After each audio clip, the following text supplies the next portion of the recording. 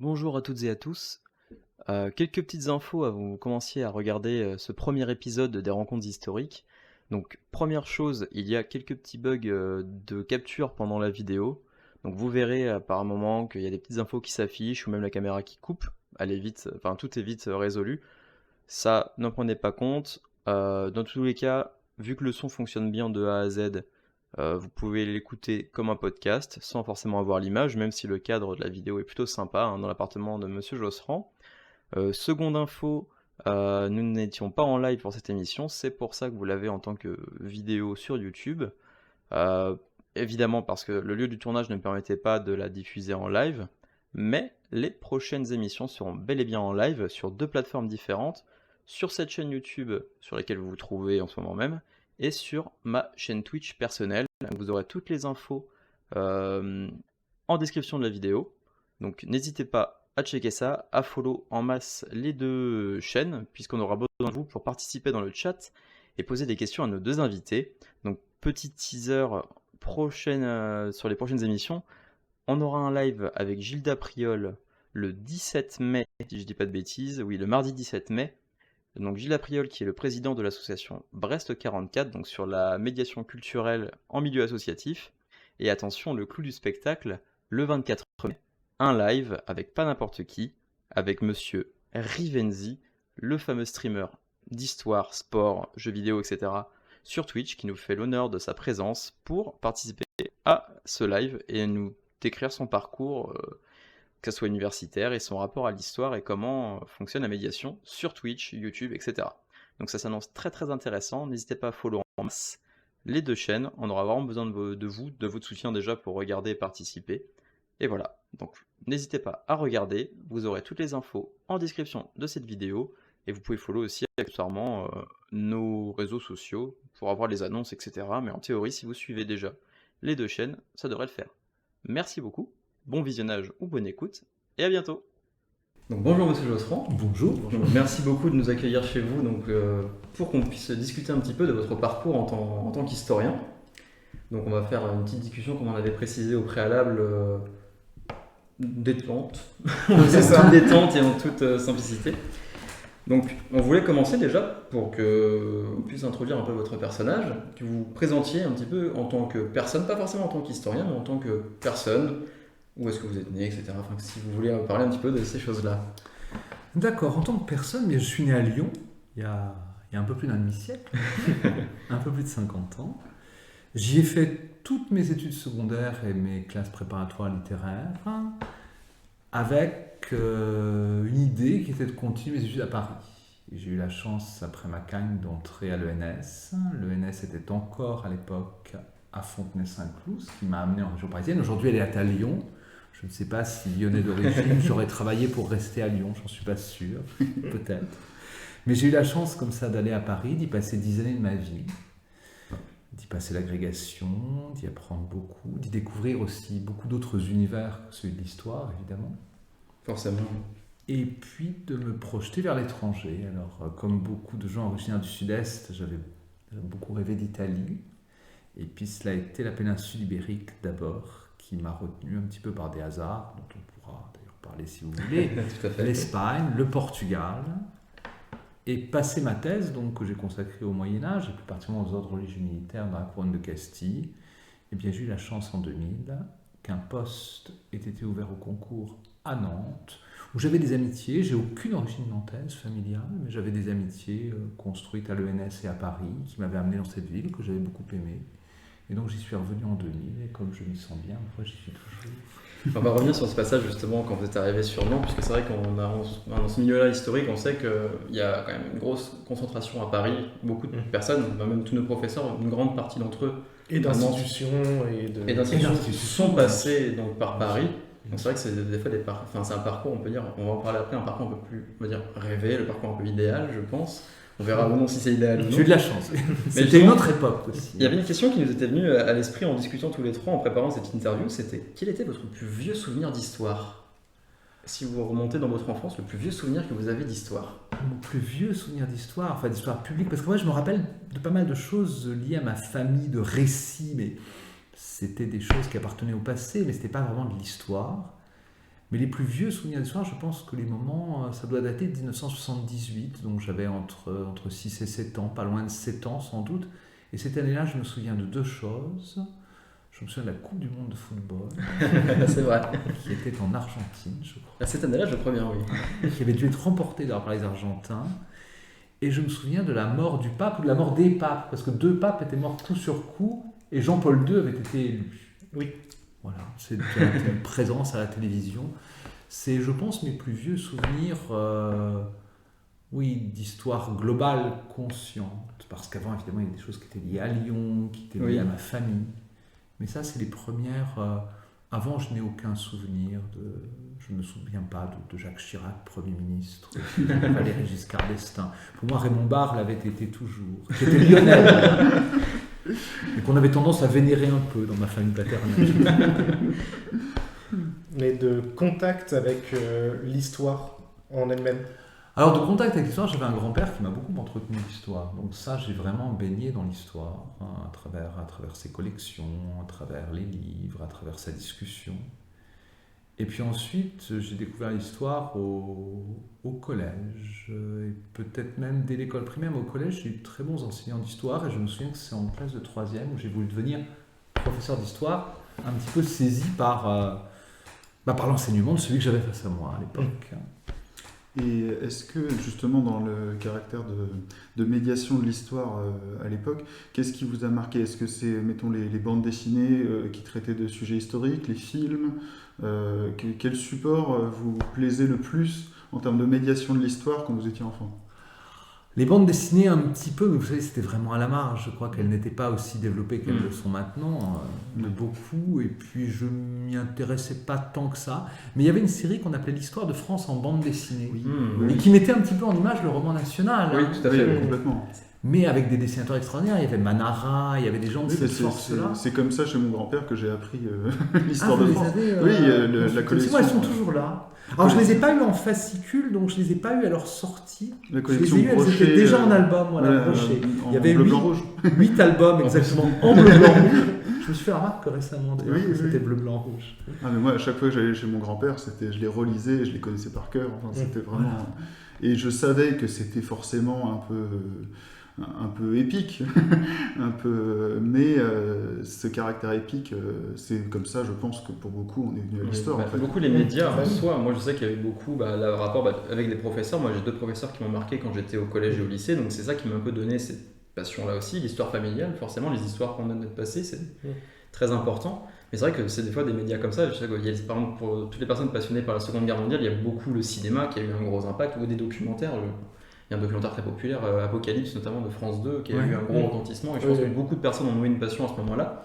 Et c'est vrai qu'on parlait beaucoup, même à l'université, on a très peu de médiévistes à l'université de Nantes, et pourtant c'est vrai que quand on regarde le cinéma, on tourne beaucoup dans le médiévalisme, qu'on abordera après pour avoir votre avis bien sûr. Aujourd'hui, je pense qu'il y a 40 ans finalement, à la fin des années 70, c'était plus rare. L'histoire était présente finalement sur les chaînes de télévision par certaines grandes émissions de qualité, mais qui étaient des émissions qui s'adressaient à des adultes, qu'enfants. Moi, j'ai pas du tout souvenir d'avoir vu Georges Duby à la télévision. Il passait, mais je crois ne l'avoir jamais vu. Ou si je l'ai vu, j'en ai eu aucune conscience. Et finalement, les documentaires étaient aussi assez peu présents.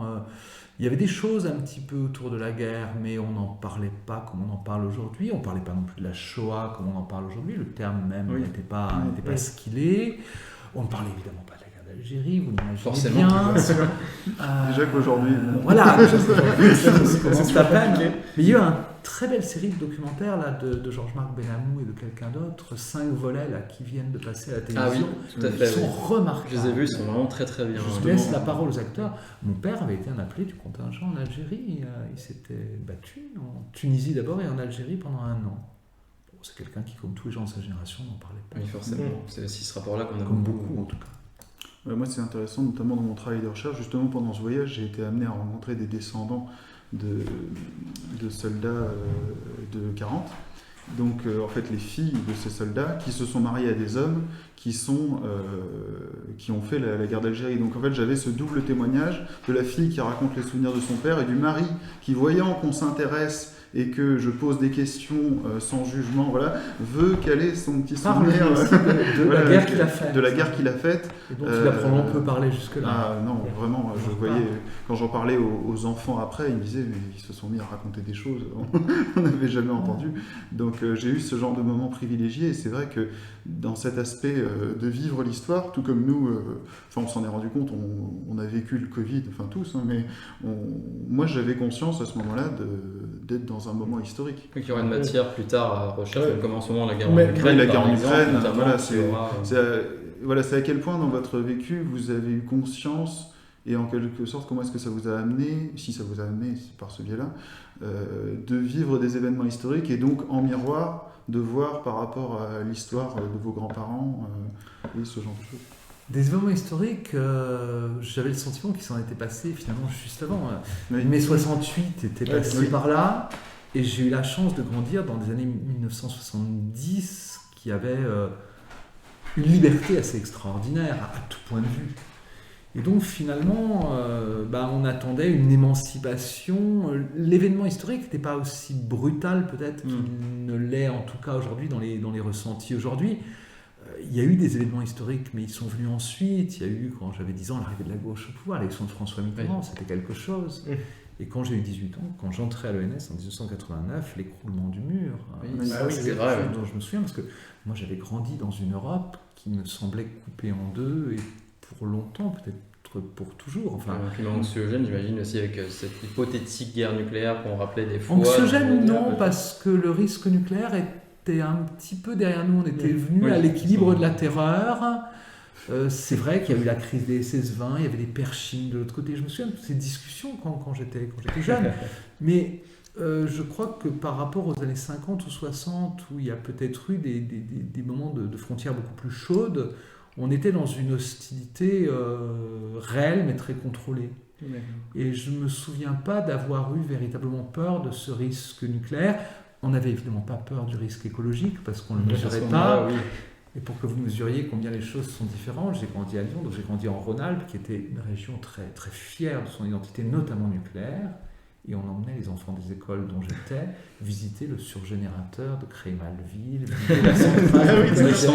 Nous visitions les centrales nucléaires. En plus diesel. On ne montrait pas grand-chose, mais on s'extasiait devant les tours des refroidisseurs. Là, ça faisait partie du paysage. C'était quelque chose qui était considéré presque un sujet de fierté architecturale. Ah oui, d'accord.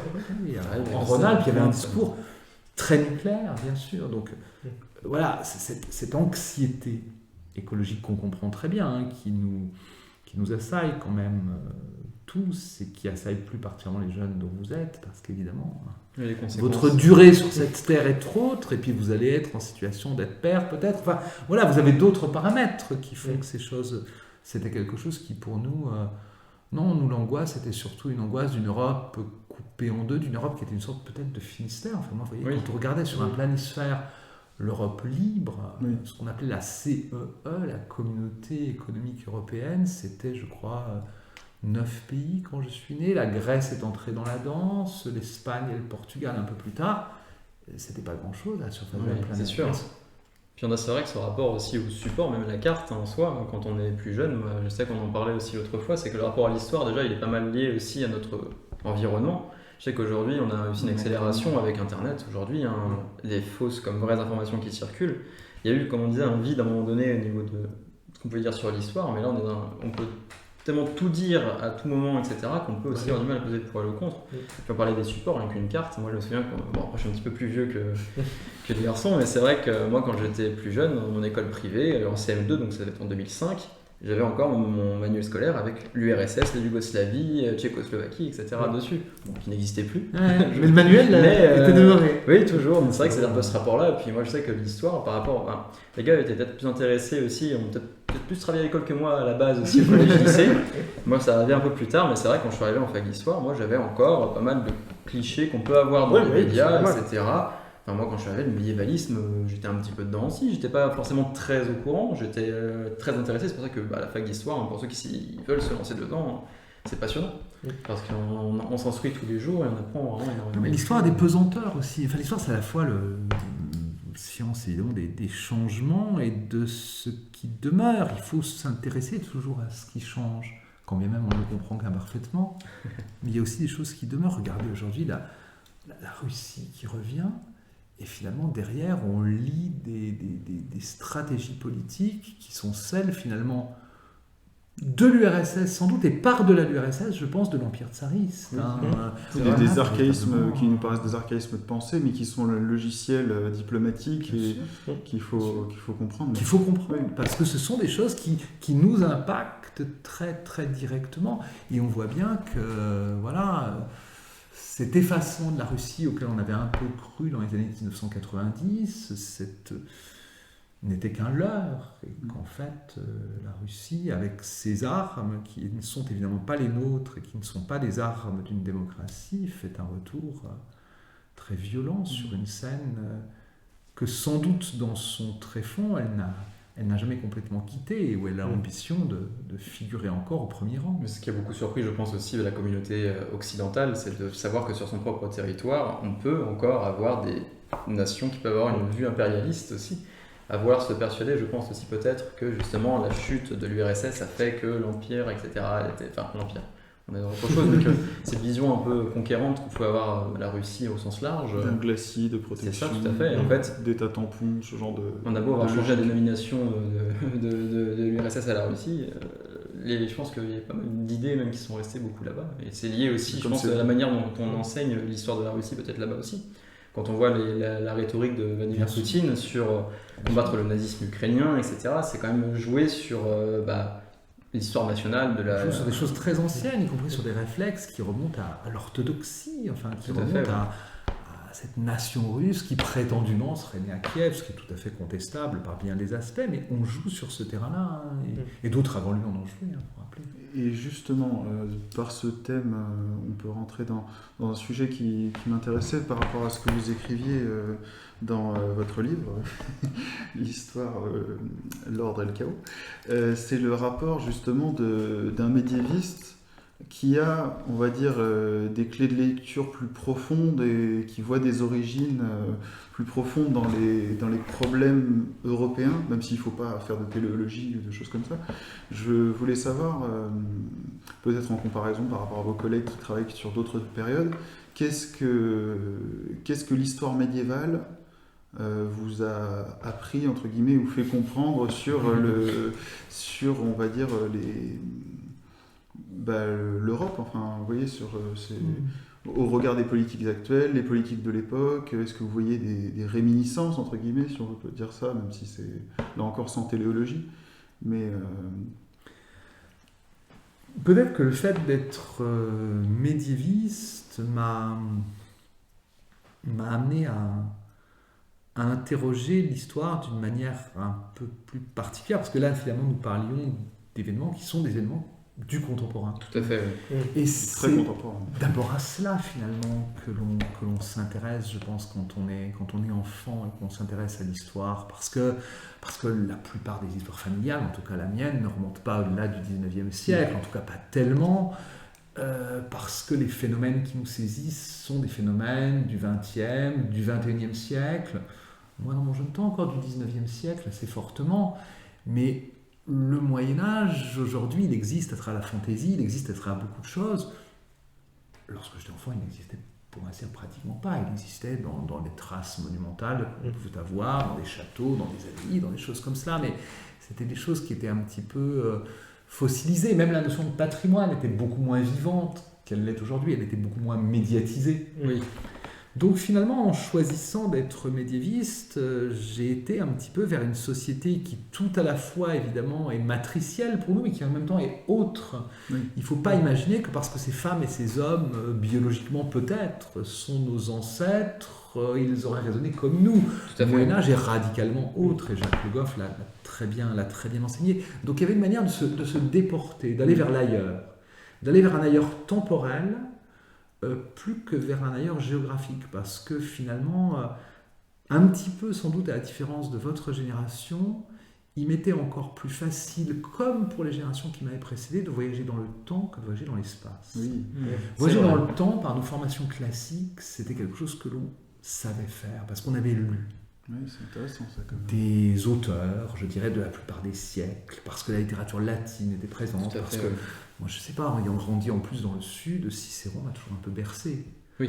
Par contre, vous m'auriez interrogé à 15 ans sur ce qu'était la Chine, mais j'en savais rien. Enfin, un C'était gigantesque tellement effort de ma part pour essayer de mettre des villes sur une carte, avec 3 fleuves, rouge, jaune et bleu, des millions de personnes, des Dranubains abyssaux, le grand bond en avant, la révolution culturelle ou autre, mais on n'avait aucun contact, on n'avait aucune idée, même physique, de ce qu'étaient des paysages d'Asie du Sud-Est. Pas d'image. Pas d'image, ou très peu. Très peu. L'Australie, bah oui, c'est une tâche sur une carte, je savais où elle était, voilà, mais ça s'arrêtait à peu près là. L'idée était que je n'irais jamais, je ne suis d'ailleurs jamais allé.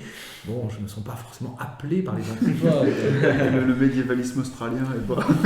C'est vrai que c'est pas le plus. Il aurait peut-être avantage à être considéré, je sais pas. Ils ont des départements d'études médiévales en Australie, ils ont Oui, c'est vrai que cette envie peut-être. La manière dont l'Australie voit le Moyen-Âge, ça peut être intéressant. Ce qui est très intéressant, ce que vous dites aussi, c'est sur justement cette possibilité de voyager à travers le temps. Oui, j'allais remettre ça en même temps.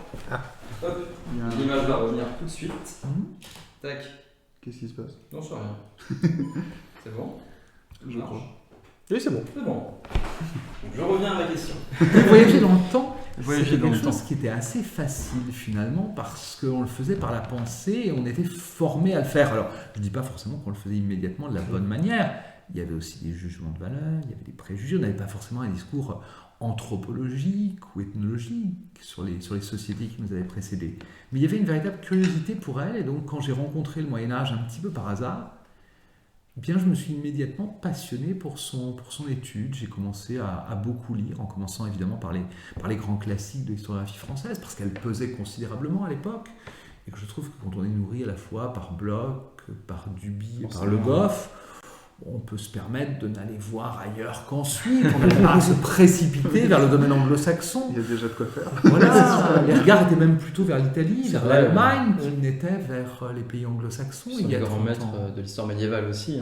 Ce sont des gens qui ont été traduits dans toutes les langues et que je crois, j'ai lu en tout cas avec passion, bonheur et j'espère un peu de profit. Donc finalement, le Moyen-Âge m'a amené à un petit peu à ce pas de côté dans une temporalité autre qui permet d'interroger ensuite le contemporain. Eh bien, à partir d'un ailleurs, peut-être en décalant un peu Oui, c'est vrai notre que questionnement, en s'étonnant moins, en étant moins prisonnier du fil de l'actualité, vous voyez. Oui, parce qu'on a tendance à les voir comme une seule et même civilisation linéaire, mais ce que j'essaie d'expliquer, c'est que c'est des civilisations au sein d'un même espace qui peuvent avoir évidemment des filiations, mais c'est plus compliqué qu'un seul bloc monolithique chrétien qui a toujours été le même, qui est le grand fantasme de nombre de personnes. Et qui nous permet qui nous permet pas, au contraire, justement, de comprendre toute la complexité et voilà, c'est des choses à étudier sans a priori. Et justement, par rapport à ça, c'est en lien. Le Moyen-Âge, c'est la grande période c'est un des grands piliers du roman national. Même si de fait c'est quand même le 19e siècle qui a construit le Moyen-Âge, Tout à fait. d'une certaine manière. Mais souvent, le Moyen-Âge auquel on adhère est un Moyen-Âge qui est construit par le 19e siècle. Oui, voilà, Par l'histoire de tout France à en fait. bande dessinée, elle est vraiment Viollet-le-Duc, construite par voilà. ça. La gloire de Philippe Auguste, Ces média. choses-là. Enfin, Mais ces choses nous imprègnent. Il faut apprendre, je crois, à s'en détacher et en même temps à les reconnaître, y compris dans leur puissance d'enchantement. Parce que si l'on s'intéresse à l'histoire, c'est aussi parce que ce discours a existé, C'est c'est vrai, par bien ce sûr. qui nous a permis de prendre comme plaisir. Donc il faut s'en dissocier et en même temps comprendre que malgré nous, quelque part, il nous influence Oui. et plus encore peut-être qu'il nous constitue. Oui. Donc il faut apprendre à poser un certain nombre de questions, d'abord contre soi-même, en fait, lorsqu'on est historien. Je crois que ça, c'est quelque chose de très Oui. important. c'est vrai. Mm. Je voulais revenir sur quelque chose, c'est que vous avez parlé justement d'avoir découvert un petit peu l'histoire médiévale, un petit peu par hasard. Nous, on voulait revenir aussi sur en fait, le fait que vous puissiez présenter votre parcours, en soit scolaire, universitaire, où est-ce que vous avez pu aller au collège, lycée, etc. Et à quel moment est-ce que cette passion d'histoire, vous vous êtes dit, je serai un jour historien ou je vais me lancer dans des études d'histoire? À quel moment c'est venu dans votre vie? Je ne me suis pas dit que je serais historien, je me suis dit d'abord au collège que je serais professeur d'histoire. D'accord.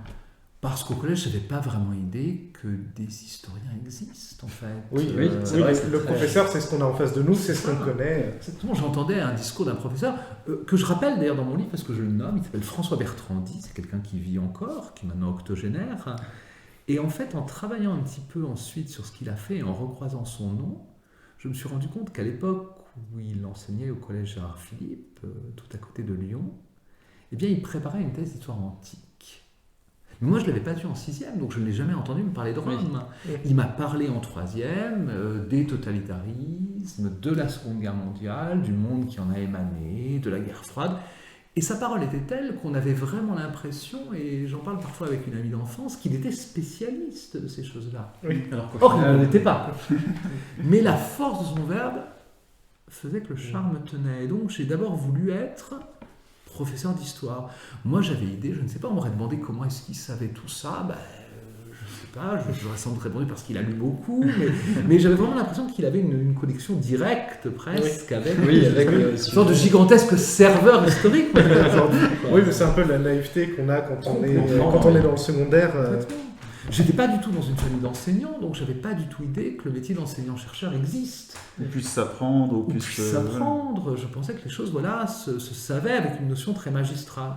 Donc en fait, j'ai voulu faire de l'histoire. Ensuite, la littérature, là, elle a toujours un petit peu aussi disputé à l'histoire, mais la littérature m'impressionne tellement, et les écrivains m'impressionnent tellement que j'ai jamais pensé que je pourrais enseigner la littérature ou devenir écrivain moi-même. Maintenant que je commence à avoir goût à écrire et que l'on me dit parfois que je suis un auteur, voire que je suis un écrivain, je me surprends beaucoup. Et je trouve que c'est quelque chose qui n'est pas tout à fait vrai ni très raisonnable.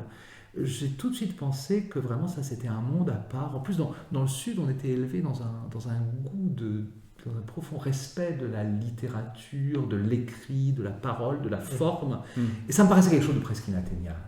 L'histoire, voilà, on pouvait entrer à l'intérieur. d'une manière ou d'une autre. D'une manière ou d'une autre. C'est au collège que vous êtes dit, C'est en troisième. En troisième, vous C'est êtes en dit, je troisième. serai professeur d'histoire. Donc grâce à un professeur. Grâce à un professeur. Grâce à un professeur, mais je pense que ça a fait rejouer aussi des choses qui venaient de l'enfance, qui venaient de mon grand-père, qui était mort à ce moment-là. Mais il y a des choses qui ont rejoué sans doute. Et puis après, les livres m'ont toujours intéressé. J'avais la chance qu'il y avait dans la famille quand même de belles bibliothèques. Et puis la géographie, la philosophie ensuite ont compté. Mais plus tard, je dirais en classe préparatoire surtout. Donc ensuite, vous êtes parti au lycée. Je suis parti au lycée, j'ai passé un bac qui m'a permis d'entrer en prépa. Et j'ai fait ce qu'on appelait à l'époque une hypocagne et une cagne, c'est-à-dire les classes préparatoires. À Paris, cette fois-ci. Non, à Lyon, à Lyon, toujours. À Lyon, toujours. Prépa à Lyon. Et j'avais même eu l'ambition de faire une hypocagne scientifique, parce que je n'étais pas trop mauvais en mathématiques, et donc j'ai continué les mathématiques jusqu'en hypocagne, où là, j'ai compris, on m'a fait comprendre d'ailleurs, ça s'arrête. Donc je suis revenu sur une cagne, je dirais, plus littéraire, et donc j'ai passé le concours de l'ENS Fontenay-Saint-Cloud en histoire, dans un merveilleux lycée qui s'appelle Édouard Herriot. Édouard Herriot à Lyon, c'est un mythe. Il s'appelait avant Edgar Quinet, ma mère y avait été élève, il était à l'époque un lycée de jeunes filles, et elle avait eu, pendant la guerre, Lucie Aubrac comme professeure, qui était une toute jeune professeure d'histoire. Et je me souviens que maman m'en a parlé qu'au moment où je lui ai dit que j'aimerais devenir professeur d'histoire, elle me dit oui, tiens, pourquoi pas. Moi, quand j'étais à Edgar Quinet, j'avais Lucie Aubrac comme professeur. Et Lucie Aubrac, en troisième, c'est un nom qui me disait quelque chose, mais que je ne situais pas complètement. Et donc, elle m'a expliqué qui était Lucie Aubrac. Et je sais qu'elle me dit, elle était formidable. Et simplement, elle nous paraissait avoir l'air tellement fatiguée. Et on imagine qu'en plus, ces journées enseignantes, ces nuits de résistantes, en plus, devaient créer sa fatigue. Et donc, ma mère à 16 ans, elle est remarquable et très fatiguée. D'accord. Donc, ça a créé comme ça des filiations. Il n'y a pas véritablement d'autres métiers qui m'ont fait envie. J'ai eu la chance de guérir de toutes mes envies après l'agrégation de l'IEP ou de l'ENA, parce que j'avais des camarades qui ont suffisamment grenouillé dans ces milieux-là pour comprendre que vraiment je n'avais rien à y faire. Le seul métier peut-être qui l'aurait disputé, c'est le métier d'avocat, parce que j'aimais bien la parole, et un temps j'ai pensé qu'être avocat ce serait bien. Mais quand on m'a dit qu'il fallait faire des études de droit, c'est vrai que c'est... Apprendre le code civil par cœur. Voilà. Ça peut refroidir, oui. Ça m'a refroidi. Il y a une formule que M. Plouvier nous avait dit en L1 qui m'a beaucoup marqué et que j'explique quand, notamment hier, j'étais au téléphone avec un ami qui veut venir en fac d'histoire à Nantes.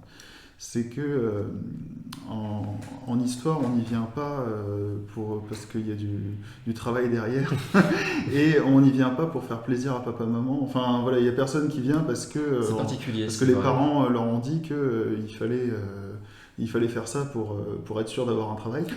Parce que les parents ne disent pas ça. Oui, c'est ça. Et le fait, surtout, il avait utilisé l'expression, c'est une filière passion.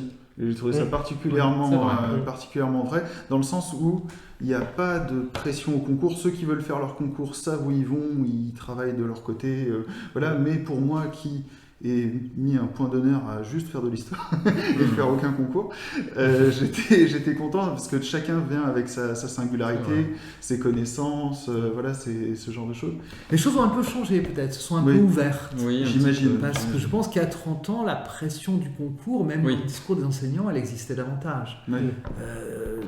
Surtout quand on entrait à l'ENS et qu'après on continuait à la Sorbonne ces études d'histoire, il est évident que l'agrégation vous était donnée comme l'objectif à atteindre. C'est le Aujourd'hui, aujourd'hui encore aussi. Mais c'est vrai que pour revenir sur ce que tu dis, Henri, ce qui est intéressant, c'est vrai que je suis d'accord avec toi pour le fait que l'histoire, c'est une filière passion, parce que on peut y rentrer sans passion en fac d'histoire, mais on peut pas y rester. Ah oui, non, parce que c'est ça, parce que y rentrer, il n'y a pas de concours. Enfin, et souvent on y découvre cette passion c'est en vrai. la faisant, et parfois dès la première année. Ce qui peut faire peur, parce que moi, pour ma part, vous avez t'as fait une prépa avant, Kylian en a enfin une année de prépa avant, Moi, je Henri est débarquais rentré du lycée, directement. Voilà. Moi, je sais que j'ai eu un parcours professionnel avant, etc. Hop, je vais remettre la caméra. Il y a des parcours aujourd'hui beaucoup plus différents. Mm. Et ça, c'est aussi une richesse considérable, je trouve, quand on enseigne. Parce que dans nos promotions de licence à la Sorbonne, moi j'y étais en 1989-90, on se ressemblait beaucoup plus les uns aux autres. On était même peut-être encore assez interchangeables et on était encore assez scolaires dans nos approches. Je trouve qu'aujourd'hui, il y a de toute façon plus globalement dans votre génération une vraie maturité. S'il y a des choses qui ont pu se perdre, bon, c'est vrai, en orthographe, enfin l'orthographe. Oui, non mais c'est vrai. L'alpha et l'oméga de toute chose, elle est importante, mais c'est pas l'alpha et l'oméga de toute chose. Dans la réflexion, dans le questionnement, dans la capacité à connecter l'histoire avec d'autres champs de la réflexion, je dirais, scientifique et humaine, là vous avez une génération qui a beaucoup d'atouts. Nous en fac d'histoire, on n'y allait pas forcément contre l'avis des parents parce que l'histoire c'était quand même une carrière ça restait quelque chose d'assez noble. Oui, c'est assez je n'ai peut-être d'ailleurs plus. On va rebondir là-dessus après. Et puis on n'avait pas d'angoisse professionnelle parce que même si j'ai grandi dans un monde qu'on disait être en crise parce que les chocs pétroliers étaient quand même passés par là, la crise n'avait rien à voir avec ce qu'elle est aujourd'hui. La plupart des parents avaient l'idée que leurs enfants avanceraient plus qu'ils ne l'avaient fait dans l'existence. Et donc finalement, la pression sur le devenir des enfants n'était pas quelque chose que les parents ressentaient ou en tout cas exprimaient. Ils ne l'exprimaient pas avant le lycée. Et même, je dirais, au lycée ou dans les études supérieures, c'était très modéré. Aujourd'hui, c'est des choses qu'on voit parfois s'exprimer dès l'école primaire. Quand c'est pas avant. Donc, c'est terrible pour des enfants et donc pour des jeunes. C'est vrai que vous aurez quelque chose d'intéressant, c'est par rapport au parcours professionnel. Parce que c'est vrai que là, vous avez précisé par où vous êtes passé, notamment en classe prépa, etc. Et après, vous êtes dirigé vers une thèse. À quel moment l'histoire médiévale est venue ? C'était vraiment au moment de la prépa ou c'est venu après justement ? C'est venu quand je suis entré en licence à la Sorbonne, puisque finalement là on nous a expliqué à l'ENS, on faisait les choses très sérieusement, qu'après la licence venait la maîtrise, bon ça je le savais à peu près, mais je ne sais pas très bien ce qu'était une maîtrise, et que là il allait falloir choisir un sujet, une période, s'adresser à un professeur, et donc là j'ai commencé à réfléchir, et j'avais eu la chance d'avoir à l'ENS Jean-Louis Biget, qui est quelqu'un auquel je rends volontiers hommage, et avec qui j'ai parlé d'ailleurs de mon dernier livre, L'Histoire de l'ordre et le chaos, qui a été vraiment un moment d'émotion très forte.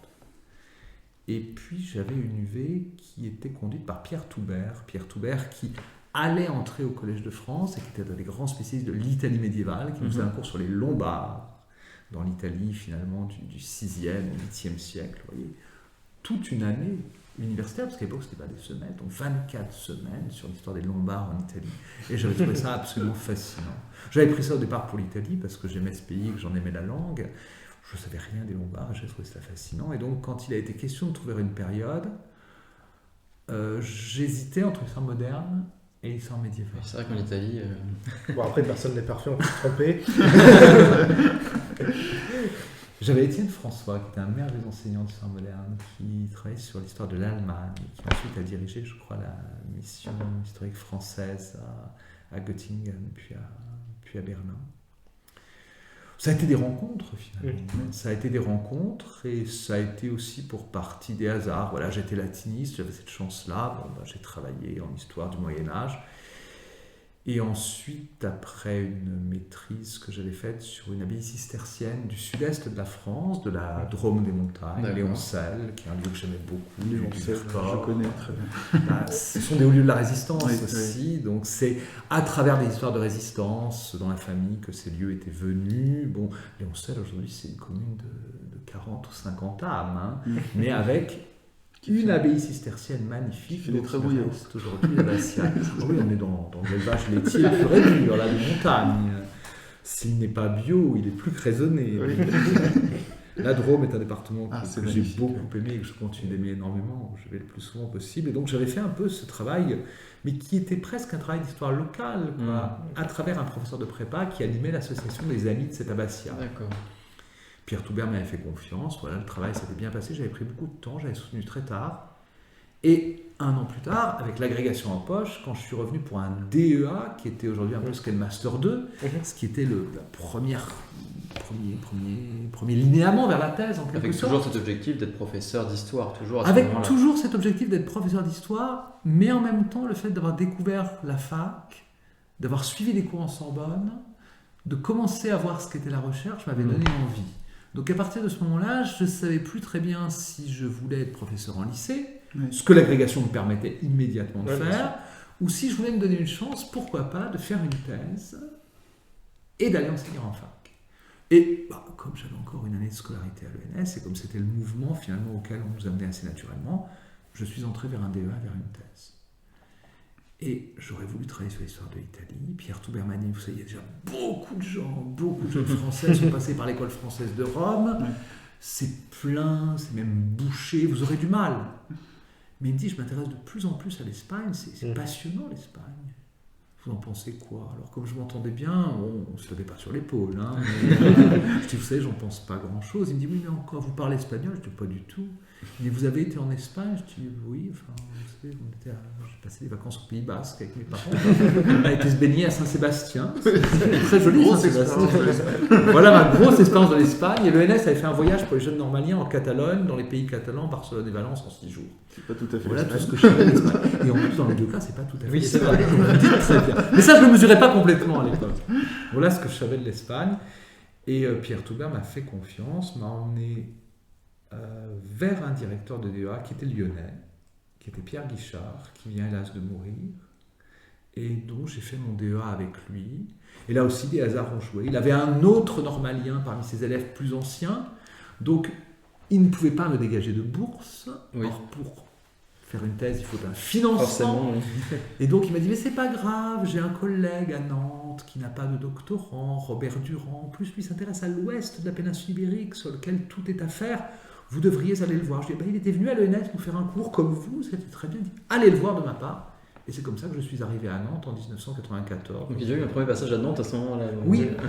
Et j'étais venu dans la ville par des amitiés normaliennes en fait, parce que j'ai un excellent ami qui enseigne maintenant à Bordeaux, François Cadieu, qui est nantais.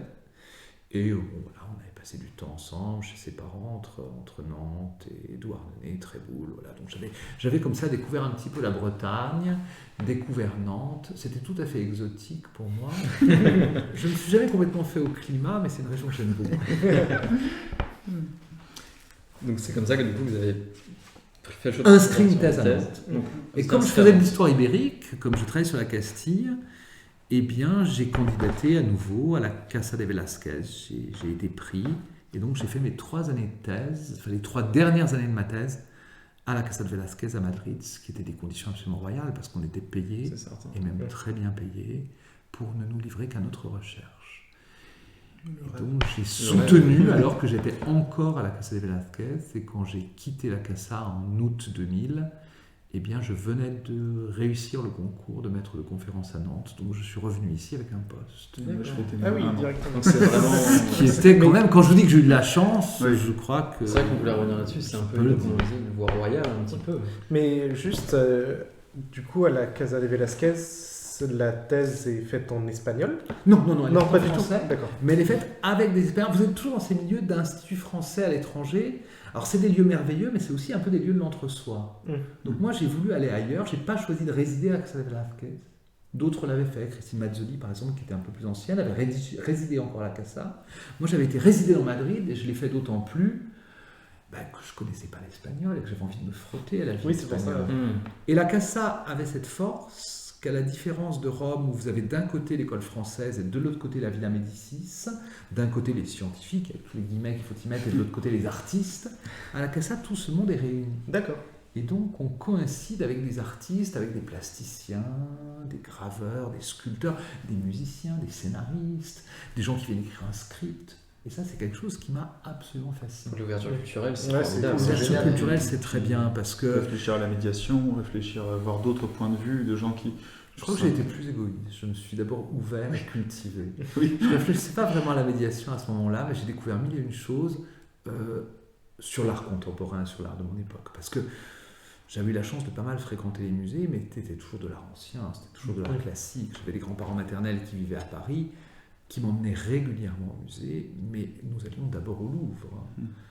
Beaubourg, pourtant, venait d'être construit, mais je n'ai pas le souvenir d'avoir été au Beaubourg, ni avec mon grand-père, ni avec ma marraine. Le musée, c'était d'abord le musée du Louvre, et puis ensuite, c'était un certain nombre de musées, le musée Carnaval, et voilà, des musées de la ville de Paris, des musées historiques. Et vraiment, à Madrid, il y a eu cette plongée dans l'art contemporain, dans laquelle j'ai pris beaucoup de plaisir à cela, et ça m'a un peu nourri. Ça a ouvert mon intérêt pour les artistes. Et aujourd'hui, finalement, 30 ans plus tard, je collabore souvent avec des artistes. J'écris parfois pour eux, je m'intéresse à leur œuvre. Vous avez vu, bon, voilà, il y a 2-3 petites choses au mur. J'aime bien ces choses-là. D'accord. Et la Casa a été absolument essentielle. Je garde des contacts avec d'autres scientifiques avec qui j'ai fait ma thèse à la Casa. Mais je dirais que c'est d'abord le fait d'avoir découvert des artistes et puis découvert comment ils travaillaient. Voilà, un graveur, il y avait une presse à la Casa, on allait voir le travail sur une presse. Moi, je ne savais pas du tout ce que c'était. Et justement, moi, c'est cet aspect d'histoire technique qui m'importe beaucoup, parce que j'ai fait mon stage en 3e au musée de l'imprimerie à Nantes, et c'est là où je me suis réellement rendu compte de ce qu'était une lithographie. C'est donc du dessin sur pierre avec une grosse presse ou les renotypes, enfin toute cette Le musée de l'imprimerie est génial. toute cette implication en fait du technique dans l'histoire qui fait que d'autant plus que maintenant de nos jours où enfin j'ai grandi avec la dématérialisation, moi plus je grandissais, moins j'avais de papier et plus les téléphones, les tablettes, les ordinateurs étaient performants. Donc c'est vrai qu'on a forcément un autre rapport. On parlait des historiens qui ont vécu et grandi comme vous dans un univers soviétique et qui écrivent dans l'univers post-soviétique, même si c'est pas leur sujet, mais il y a aussi la révolution technologique, enfin des choses, nous on a grandi la avec. révolution des transports, moi, C'est incontestable. hein, je me souviens d'avoir marché infiniment. Je ne comprends pas qu'aujourd'hui des gens ne marchent plus. Enfant, je faisais une demi-heure de marche à pied pour aller au lycée. Ça me choquait absolument pas. Et quand on était en vacances, on marchait 6-10 km dans la journée pour aller à la ville voisine. C'était pas. Voilà. Et puis si quelqu'un vous prenait en autostop sur la route, c'était très bien. Mais si personne ne vous prenait, c'était pas grave. Mais juste pour replacer, donc quand vous entrez à la Casa de Velázquez, vous avez quel âge? C'est en 1997, donc j'ai 26 ans. D'accord. J'ai 26 ans. Je suis arrivé, je me rappelle du jour du déménagement, on pourrait même le retrouver parce qu'il est célèbre, lorsque j'ai passé la frontière avec Pascal Burezi, qui maintenant est au CNRS, il est directeur d'études. On est entrés ensemble à la Casa et nos thèses se sont suivies l'une l'autre. On avait fait un déménagement groupé de Paris à Madrid, Pascal conduisait, pas moi. Et on s'est arrêté pour prendre un café dans un bar de l'autre côté de la frontière, voilà, et il a disparu dans la salle de télé et il est revenu en disant « Lady Di est morte, elle s'est écrasée contre un puits de fibre, ça suffit tes conneries, on n'a pas route à faire. » Et elle était morte ce jour-là, dans la nuit précédente, donc pour y retrouver la date. Fin août 97. C'est le pont d'Alma. Comme Voilà, le pont de l'Allemagne, j'avais oublié le nom du pont. Comme ma mère qui se souvient qu'elle a passé son permis le jour de la chute du mur. Et elle a mis l'autoradio et en fait comme ça elle s'en souvient et comme ça on sait quand c'est. Mais il y a des événements comme ça où Il y a beaucoup d'événements comme ça. Et quand on On travaille sait à ce qu'on retrouver faisait. son parcours, eh bien, on essaye de se nourrir et du coup on réfléchit. Alors c'est le souvenir, vous savez bien que le souvenir en historien, il faut aussi savoir s'en méfier. Ouais. Et donc il faut savoir se distancier par rapport à son propre souvenir. Mais quand on est historien et qu'on acquiert un petit peu de bouteille, mais vous l'acquérez davantage, plus rapidement en tout cas que je ne l'ai fait, eh bien quand on acquiert cette bouteille, on met en parallèle un petit peu ces événements de la grande histoire avec tous les C'est tous vrai, les ouais. qu'il faut y mettre. Avec l'histoire de sa vie aussi. Puis c'est vrai notre vie, ouais. En peu de temps aussi, un peu de décalage de génération, on peut aussi avoir des événements qui vont marquer plus que d'autres. Je sais que nous, on n'a que 4 ans d'écart. Et moi, ce qui m'a marqué le plus quand j'étais petit, c'est le 11 septembre 2001. Moi, c'est un souvenir que j'ai gravé à jamais. Les parents qui arrivent tous en retard à l'école pour venir nous chercher, parce que j'avais 6 ans. Donc en retard, venir nous chercher à la télé, voir en boucle, le début des films en continu aussi, voir en boucle les avions percuter les tours, etc.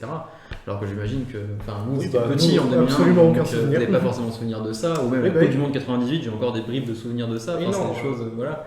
Bah, Et c'est vrai que Moi, c'est je me souviens du coup de boule de Zidane. Mais sinon- Oui, Voilà. moi aussi. Ça, c'était celle de 2006. Oui, 2006. et moi, Ça j'étais m'a au marqué. collège. Et justement, par rapport aux âges, j'avais ton âge à ce moment-là. Ouais. Mais bah, tu vois, les attentats, Charlie Hebdo, enfin, on se souvient Par tous de exemple. ce qu'on faisait à ce moment-là. Oui, de ce qu'on faisait, oui. Enfin, il y a des choses qui marquent plus que d'autres. C'est vrai que ça marque beaucoup. C'est vrai que de génération à l'autre, même rien que pour le rapport à l'histoire aussi, je pense que même nous, en études d'histoire, on n'a peut-être pas le même rapport que vous pouviez avoir vous Oui. quand vous étiez. Parce qu'on parlait de votre parcours justement, qui est un peu le parcours rêvé en soi. Oui, faire c'est le la prépa, voie royale. la voie sacrée, Oui, entre guillemets, de l'historien. Quand C'était ce qu'on appelait une voie royale. Oui. Disons, j'ai essayé, Cursus honorum. on vous poussait aussi à aller vite. Et longtemps, j'ai un peu adhéré à cela, puisque tant que vous réussissiez, on vous en demandait un peu plus. Oui, c'est vrai. C'est ce dont il faut se méfier aussi beaucoup. Et ce dont je ne me méfiais sans doute pas assez quand j'étais jeune, y compris jeune enseignant-chercheur, c'est qu'il y a un moment où il faut savoir aller à son propre rythme et aller plus lentement. Et j'ai mis à peu près 40 ans à me rendre compte que je suis lent par tempérament et que j'aime prendre mon temps. On se reconnaît. Et ça, je crois qu'aujourd'hui, quelqu'un le sait beaucoup plus rapidement, Ouais, moi, je suis en train de m'en rendre compte. ose Ça fait- le dire Ouais, et ose se l'avouer. Oui. Nous, on ne se l'avouait pas tellement à nous-mêmes et je pense que je ne m'en rendais même pas compte. Oui. C'est presque une source d'inquiétude, parce que c'est vrai que quand on voit le temps qui passe et qu'on a des fois des deadlines à respecter, etc., et quand on travaille de manière lente mais assurée, c'est vrai que je préfère me rassurer comme ça. Ouais, c'est Quand on ça. travaille de manière lente et assurée, c'est vrai que ça peut faire peur justement de se dire par rapport à d'autres qui peuvent aller très très vite, justement, alors qu'au final, c'est la finalité qui importe et non pas le temps. C'est ça. qu'on Et puis la met. finalité que l'on se donne, il faut toujours laisser le temps s'écouler. Vous voyez, c'est pour ça que c'est marrant ce que vous disiez Thomas tout à l'heure du 11 septembre, parce que j'ai souvenir de ces images. Et j'ai souvenir aussi qu'elles passaient en boucle et que déjà finalement les regarder en boucle ne m'intéressait pas tellement parce que j'avais connu une autre télévision. Et aujourd'hui, je suis abonné au Monde presque depuis toujours. Je ne m'en désabonne pas, il m'intéresse peut-être un peu moins, mais je le lis avec plaisir, pas entièrement. Mais quand on le reçoit en province, en plus si les tournées sont un peu tardives, je lis Le Monde pratiquement avec 36 heures de décalage par rapport à sa parution. Et ces 36 heures me vont très bien, parce qu'il y a des choses qui sont tombées déjà, des choses qui n'ont plus d'intérêt, ou alors dont vous souriez pratiquement. Vous voyez, quand vous avez des négociations politiques, parfois ce qui a été écrit il y a une journée et demie déjà apparaît complètement obsolète. Et puis avec la guerre en Ouais, Ukraine. Ça vous évite de suivre aussi Oui. une guerre, je dirais, en temps réel, ce qui C'est n'a un exemple, ce qui n'a pas de sens dans des régions que l'on connaît si mal. Mais ce qui est assez rigolo, entre guillemets, bien sûr, entre gros guillemets, quand on met ça en parallèle, moi je me souviens, c'est ma mère qui me parlait de ça, c'était la guerre du Vietnam à l'époque, qui était la première guerre télévisée, où on avait presque, pas en direct, puisque vous ne pouvez pas tourner en direct, mais presque au jour le jour, un suivi à la télé du conflit au Vietnam, alors que nous maintenant, c'est quasiment à la seconde près. Oui, Que ce soit les chaînes d'information si ou tu sur veux, les réseaux sociaux. Sur les réseaux sociaux, bien Et sûr. Si tu veux, c'est à la seconde Oui. près. Ouais, et chaque soldat. Et du coup, ça et devient son des média. enjeux de communication. Exactement. Pour le pire et pour le meilleur, d'ailleurs, parce qu'on voit très bien que Zelensky utilise remarquablement Oui. les Ah, ça- outils de communication. Il est un communiquant extraordinaire C'est ce avant qui fait d'être sa un force, chef de c'est guerre. sûr. Et ça fait une grande partie de sa force. Et donc, en fait, on est dans des stratégies qui sont davantage des stratégies de communication qui nous remplissent et auxquelles on ne peut plus penser. Je crois qu'il faut vraiment garder cette idée de faire un pas de côté. C'est vrai. Vous savez, la France des années 80, c'est finalement où j'ai pris conscience un petit peu, où j'ai constitué ma culture politique quelque part, parce qu'on constitue tous une culture politique, même si elle n'est pas forcément militante. C'était une France assez tranquille. Pourtant, aujourd'hui, on dit que les années 80, c'était les années fric, c'était Bernard Tapie. Oui, c'est vrai, il avait mis sur la télévision, enfin, personne ne regardait, mais je regardais ça. Vous aviez également Dallas à la télévision, enfin, ça paraissait totalement exotique. C'était surtout la France d'une certaine force tranquille. C'était le slogan de François Mitterrand. C'était la parole de cet homme qui était rare, qui parlait à la télévision, je ne sais pas, tous les 3 mois, tous les 4 mois. Ouais. C'était toujours assez solennel, c'était assez grave. C'était une langue extrêmement tenue, une langue difficile. Hein. Ouais. Mais une parole, et celle de ses ministres ou de ses opposants, était assez semblable, qui était une parole exigeante, grave, et où on laissait en fait du temps au temps. Et je crois que ça m'a beaucoup formé, ce rapport au temps long, ce rapport à l'Europe aussi, parce que je reste un fervent européen, même si finalement je me suis investi dans beaucoup de chantiers européens avec le sentiment de ne pas toujours y réussir. C'est la seule chose pourquoi j'ai jamais milité, et ça n'a pas non plus été tellement concluant. Mais le temps, l'Europe, et puis l'idée de l'émancipation par la culture. Je crois beaucoup à la culture, et je crois à l'émancipation par l'éducation. Mais vraiment à cette idée. Et aujourd'hui, on a l'impression que ces mots d'émancipation ou inversement d'aliénation ne font plus sens, et que des gens qui sont aliénés ne le reconnaissent plus. Oui, c'est vrai. Ça, c'est un grand constat qu'on peut faire aujourd'hui. Gros problème, parce que jadis, les gens qui étaient aliénés le reconnaissaient et le combattaient. Tout à fait. Aujourd'hui, un certain nombre de gens qui sont aliénés adhèrent presque à leur aliénation, en font un drapeau. Voire la défendre. C'est ça. Et ce bel exemple, on le voit surtout. Contre leur intérêt propre et contre l'intérêt de leurs proches. Et l'exemple qui a assez probant avec ça, c'est la politique. On voit par exemple la période électorale comme on vient de traverser il y a quelques semaines. C'est de voir que justement, c'est un enjeu de communication très important, notamment pour des partis plus extrémistes, de se servir des réseaux sociaux pour justement toucher la masse qu'ils cherchent, qu'ils ne cherchent pas forcément à... En fait, c'est l'économie de l'émotion, l'économie de l'émotion en direct, à la seconde, à la microseconde. Et justement, je trouve qu'il y a... Enfin, je voulais avoir votre avis par rapport à ça. Vous avez vu l'évolution, on en parlait, du roman national qui se déconstruit petit à petit, ou pas, enfin ça dépend de comment on l'étudie, de comment ou qui revient. Voilà. Qui revient et justement, à votre sens, est-ce que les nouveaux médias et la vitesse de l'information de ce que vous envoyez permet plus facilement de le déconstruire, ou au contraire alimente ce propos, vous voyez, parce que c'est des informations cash, rapides, donc ça peut à la fois véhiculer des informations très précises, mais aussi des banalités qui sont... Oui, je crois que vous le dites très bien, Henri. Moi, j'ai pas vraiment d'avis autorisé sur la question, parce que ces nouveaux médias, je les connais mal. Hein. Volontairement, finalement, je ne les pratique pas, même s'ils m'intéressent. Hein.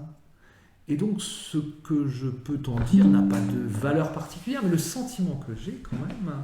Oui, c'est ce sentiment. C'est que nos cerveaux ne sont pas extensibles, ou en tout cas le mien ne l'est pas. Et qu'il y a un moment où trop d'informations, fabriquées ou non, manipulées ou non, orientées en partie évidemment, par les algorithmes, ne fait plus sens. J'ai besoin quelque part peut-être d'en savoir moins, pour être capable de penser mieux. Et je crois qu'on a besoin de temps comme ça, qui est un temps où on partage sur le long terme, sans se donner de barrières, sans se donner de sujets, voilà, sans que la conversation soit orientée en fonction d'un but, en la laissant un petit peu divaguer. Ça, c'est des choses qui sont infiniment précieuses, et c'est quelque chose qu'un historien doit défendre, y compris peut-être à travers ces nouveaux médias, par des capsules, par des propos décalés. Je veux dire, il y a des gens sur les réseaux sociaux, sur YouTube, ailleurs, vous parliez de Twitch, qui font cela très bien. Eh bien, je pense qu'un historien doit entrer dans cette danse et ne pas avoir peur que sa parole soit confisquée, soit orientée, soit dénaturée. Oui. Toute parole peut être dénaturée. Oui, bien sûr. Pour moi, il n'y a pas de gravité à cela. Et justement, moi, ce que je me dis dans mon travail de médiation sur les réseaux sociaux, parce que j'essaye, par exemple, pour des photographies anciennes, de présenter la méthodologie pour dater ces photographies, pour reconnaître les uniformes, notamment, ce genre de choses, je me dis que ceux qui ne savent pas ne se gênent pas pour parler. Donc moi qui sais un petit peu, je vais essayer de parler pour voir... Oui, je crois qu'il faut essayer de parler, il faut essayer de témoigner de ce que l'on sait, et puis essayer de créer des liens, essayer de créer du sens. Parce que l'histoire, malheureusement, et ça, moi, c'est peut-être le défaut que j'imputerais d'abord à cette manière de communication rapide, c'est qu'on a l'impression que ce sont des contenus d'abord. Ouais. Or, l'histoire, c'est pas d'abord savoir. Oui. Et on ne sait jamais. Enfin, Et puis on ne sait jamais. Et comment voulez-vous que l'on sache, eu égard On à retient tout ce pas, qu'il faudrait oui. savoir? L'histoire, ça va être d'essayer de comprendre, de retrouver, de mettre en lien. Et ça, c'est quelque chose qui suppose du temps, qui suppose de la réflexion, qui suppose de problématiser. Et ça, c'est des choses, vous l'aurez vu dans votre parcours, vous avez eu des parcours différents. Il y a des disciplines que l'on rencontre et qui nous aident. La philosophie nous aide. Les mathématiques, avec la démonstration, finalement, peuvent nous aider beaucoup aussi. La qualité d'administration de la preuve, ce genre de Bien démarche, sûr, en fait. Toutes ces choses-là sont importantes. Oui, une démarche plus qu'un savoir, en fait. Oui. C'est vraiment- Oui, l'histoire, c'est vraiment une démarche. C'est une méthode, finalement. Oui, c'est la méthode. Ouais. C'est une méthode. C'est d'ailleurs l'élément principal, j'espère qu'on m'entend dans le micro, oui.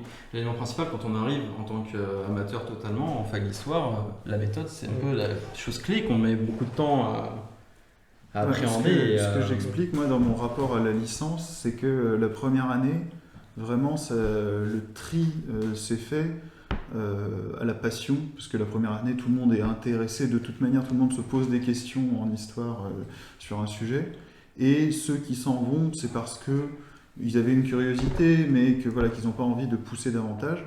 La deuxième année, je la vois plus comme où vraiment l'écrémage, je ne sais pas si le terme est très approprié, se fait plus sur la méthodologie. Parce que j'ai des très bons amis qui sont totalement compétents pour comprendre, pour expliquer dans une discussion comme ça les grands enjeux, mais pour le mettre sur le papier de manière structurée, de manière... il manquait de méthodologie et c'est ce qui fait qu'ils n'ont pas réussi à le tenir. Alors ça, c'est une difficulté, je crois, aujourd'hui des études d'histoire et plus largement des études. Vous l'avez éprouvé, vous l'avez surmonté maintenant en M2, mais je pense que vous en rappelez peut-être encore, puis vous l'avez vu, comme vous le dites, Henri, à travers certains de vos camarades, c'est que le rapport à l'écrit est plus compliqué. Cette discussion orale que l'on a là, si je me replace à l'époque de mon DEA, finalement, qui correspond au Master 2 où vous êtes, j'aurais été absolument incapable de l'avoir avec quelques professeurs que je fus.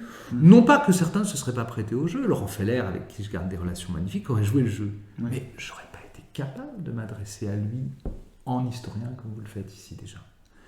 Par contre, évidemment, l'écrit, on était formaté depuis notre plus jeune âge à écrire. Et donc, ce que l'on savait faire avant tout et avant d'être historien, c'est qu'on savait faire un commentaire de texte et que la prépa et la licence tout formaient à cela et que dans la dissertation on avançait de plus en plus et qu'on comprenait comment problématiser un sujet, presque quel qu'il soit, presque à coup sûr lorsque l'on était bon élève. Mais ça, c'est des choses évidemment qui ont beaucoup changé. Le rapport à l'écrit aujourd'hui, il est assez différent et je crois que c'est important aussi de se donner la chance d'écrire, de se confronter à des feuilles blanches, parce qu'on entre dans un autre rapport au temps. Et ça, vous l'avez vu quand vous avez écrit un mémoire, se donner la chance de travailler sur le temps long, c'est magnifique. C'est formidable. Enfin, très enrichissant. On se transforme, on s'épure, on grandit vraiment dans ces semaines, dans ces mois-là. Des découvertes, des rencontres. On en sort différent. Tout à fait. Et c'est quelque chose qui continue parce qu'ensuite, voilà, il y a ensuite, quand vous avez la chance de faire de l'histoire votre profession, il y a des rencontres, il y a des moments, il y a des livres qui, lorsque vous les écrivez, vous marquent davantage et vous transforment eux aussi. Tous ne le font pas, mais certains peuvent le faire. Ce qui montre que cet apprentissage, il est permanent.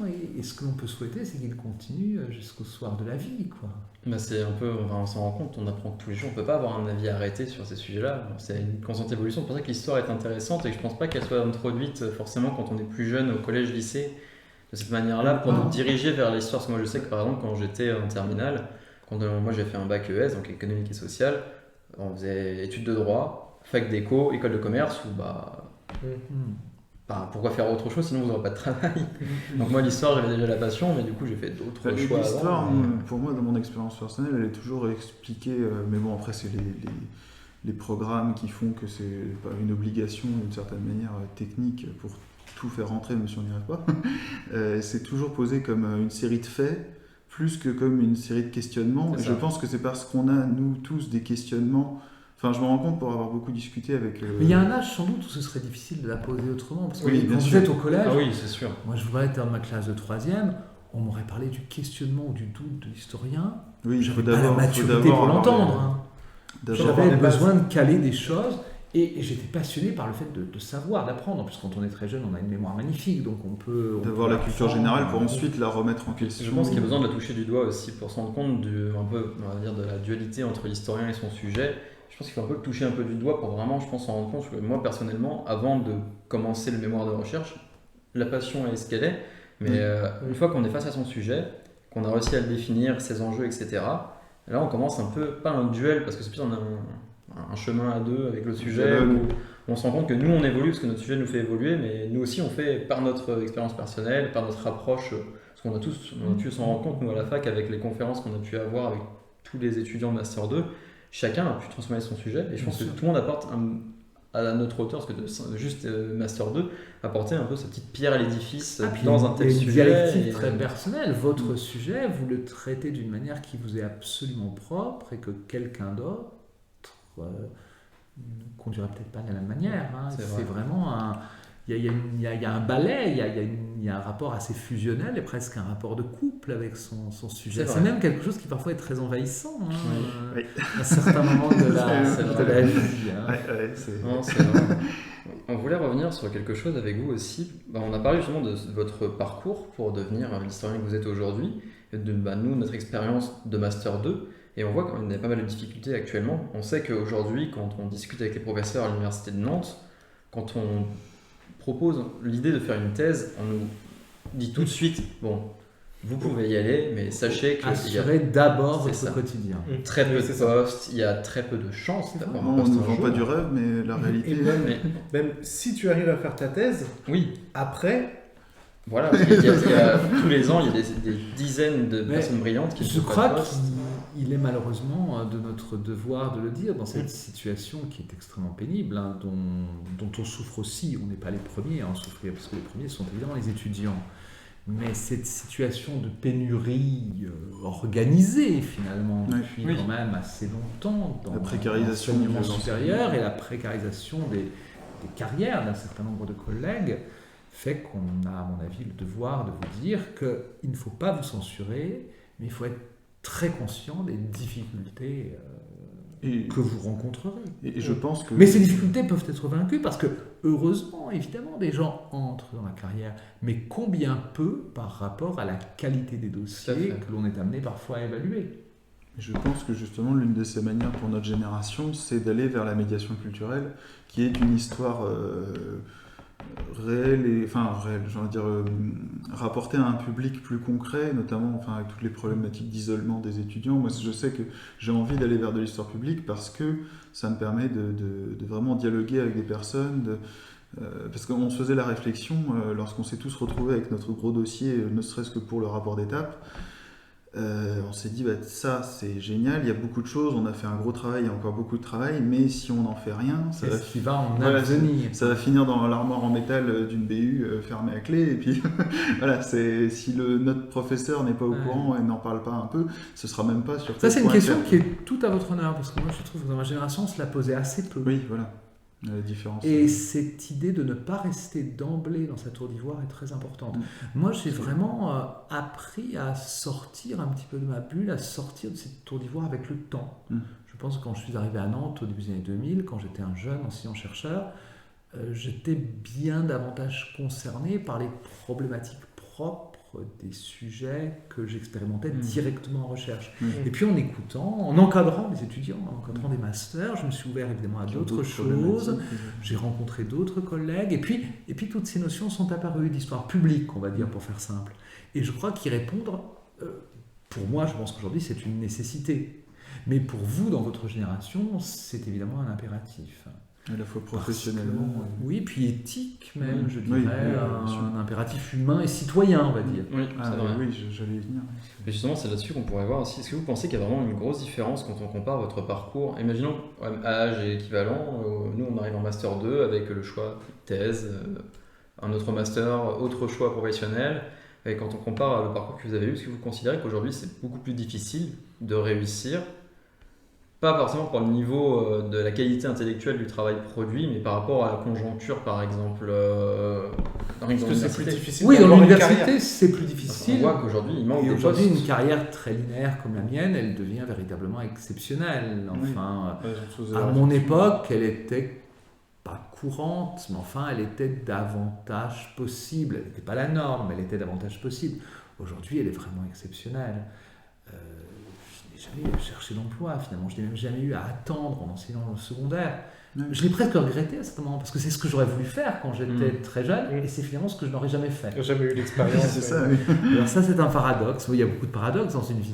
Mais celui-là fait que je n'ai jamais été en situation d'enseigner devant des collégiens ou des lycéens, si ce n'est par des cols que j'avais faites quand j'étais à l'ENS. J'avais fait quelques cols dans des prépas, mais c'est une expérience très limitée quand même, hein, très très limitée.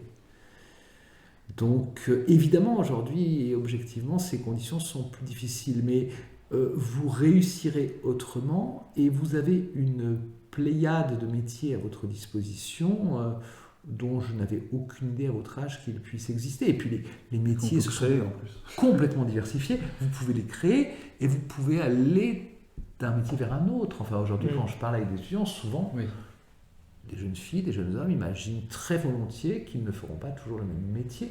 Oui, c'est sûr. Moi, c'est quelque chose que j'ai jamais imaginé. Rien qu'aujourd'hui, on m'a demandé de choisir un métier. Pour moi, il était évident que je l'incarnerais jusqu'à l'âge de la retraite, si j'y arrivais. C'est vrai que notre génération est beaucoup... même quand on a fait un parcours scolaire, universitaire dans un domaine, même si on reste dans le même domaine, c'est très rare, je pense, aujourd'hui, de rester plus de 5 à 10 ans dans une entreprise. Pour notre génération, je crois, c'est nos grands-parents ont eu 2 métiers dans leur vie, ce qui est le cas pour mes grands-parents. Nos parents en ont eu 4 et nous on en aura 8 ou 16. Je suis déjà une dizaine. C'est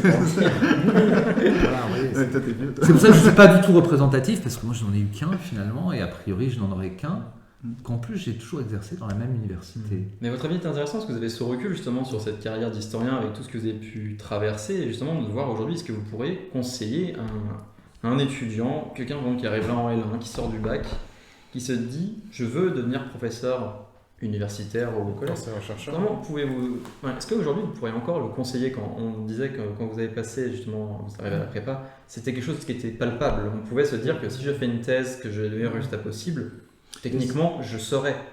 Non, je peux le conseiller et je peux même y encourager, mais un petit peu comme on vous l'a dit Thomas et comme vous le disiez tout à l'heure, en disant à la personne, à la jeune femme, au jeune homme, qu'il faut absolument d'abord savoir que cela peut ne pas advenir et se prémunir en ayant des plans B. Oui, quels que soient ces plans B, après tout. Oui, si vous avez une vie de rentier, ça arrive. Ça Ça arrive encore. C'est une garantie. Si vous avez un travail d'archiviste, de médiateur dans le patrimoine, si vous avez, pourquoi pas, on parlait tout à l'heure de gens qui finalement, à partir de leur activité sur les réseaux sociaux, se dégagent un salaire. Tout à fait. Eh bien, à ce moment-là, pourquoi pas? Ce serait même extrêmement intéressant. Justement, c'est très intéressant pour rebondir au début de ce que vous disiez sur le fait que vous disiez il y avait une parole présidentielle plus... Je prends cet exemple parce que vous en parliez. Une parole présidentielle plus solennelle, plus espacée dans le temps. Peut-être... Enfin, moi, j'avais entendu justement des documentaires assez intéressants là-dessus sur le fait que avant, il y avait quelques personnes célèbres, très très célèbres, et maintenant, il y a des micro-célébrités, en fait. Avec les réseaux sociaux, des gens qui se construisent des communautés sur des capacités réelles ou non, mais ça c'est un autre problème. Mais disons que dans le monde de la vulgarisation scientifique et le sous-groupe de la vulgarisation historienne, je trouve que justement ça permet de porter des discours universitaires, enfin avec la méthode et la rigueur universitaire, notamment quand des vulgarisateurs sur YouTube collaborent avec des anciens chercheurs comme auteurs. Je pense que c'est une voie qui est très intéressante. Voilà, ça permet en fait de se faire... Et l'initiative doit rester au youtubeur ou à la personne qui travaille sur le réseau social. Tout à fait. L'historien doit venir en appui, un petit peu comme on le fait là, dans une sorte de dialogue.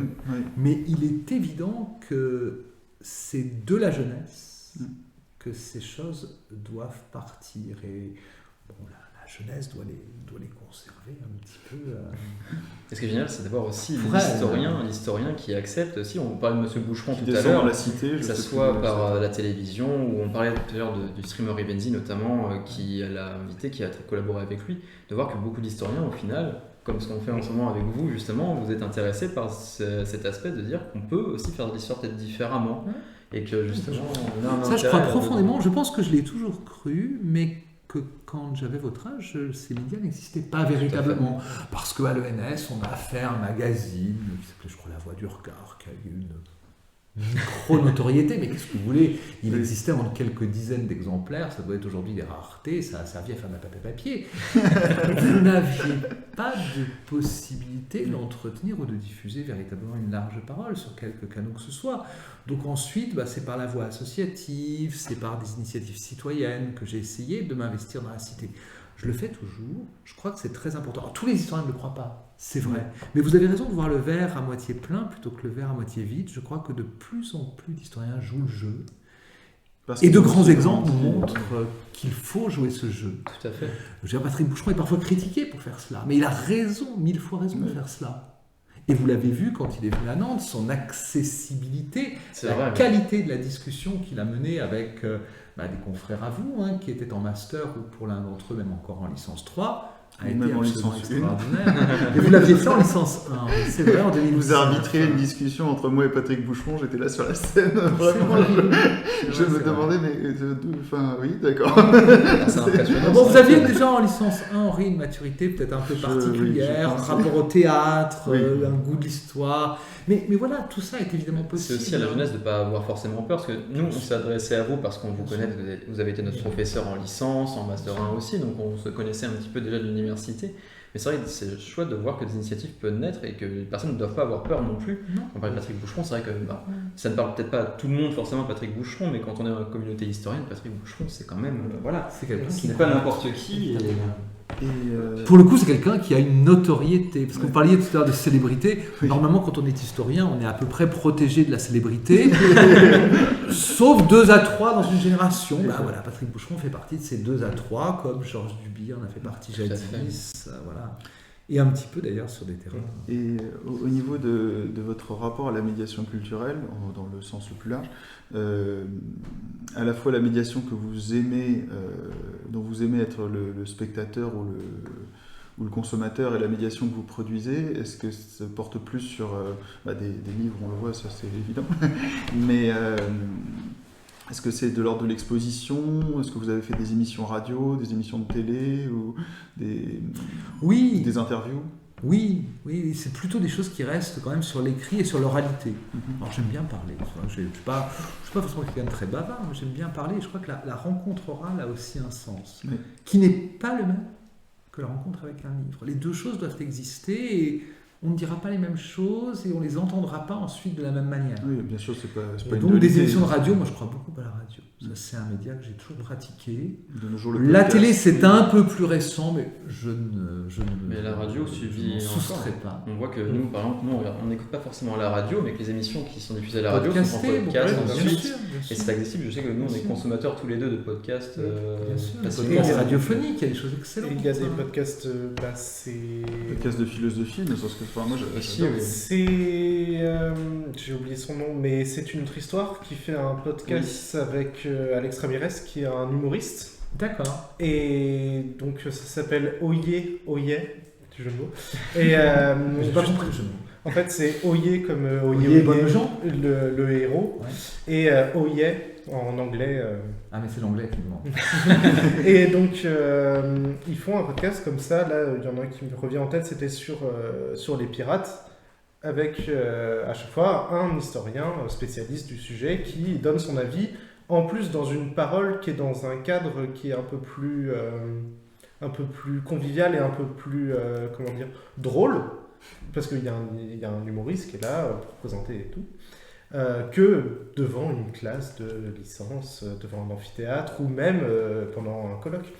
Donc c'est vrai que c'est intéressant, le média audio, il y a vraiment Là, c'est- moyen d'avoir une autre transmission c'est et une la- parole très différente. La personnalisation de l'apprentissage, je pense qu'on a tous trouvé, moi c'est dans la bande dessinée par exemple, une manière à la fois d'exprimer ce que l'on a compris, mais aussi d'apprendre également. Oui, c'est vrai. On a un moyen, je ne sais pas si c'est corrélé, mais moi je sais que le moyen qui me sert d'apprentissage, j'aime bien le reproduire.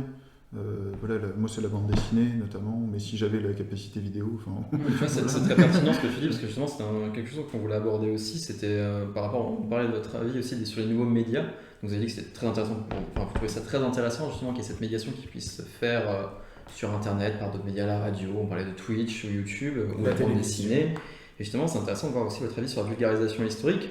On rappelle pour les personnes Mais elle est qui- importante, elle est vraiment importante, elle est centrale. Vous savez, quand on est enseignant-chercheur, on a coutume de dire qu'on a évidemment deux missions. Le nom l'implique, d'enseigner Enseigner et recherche. et de construire une recherche.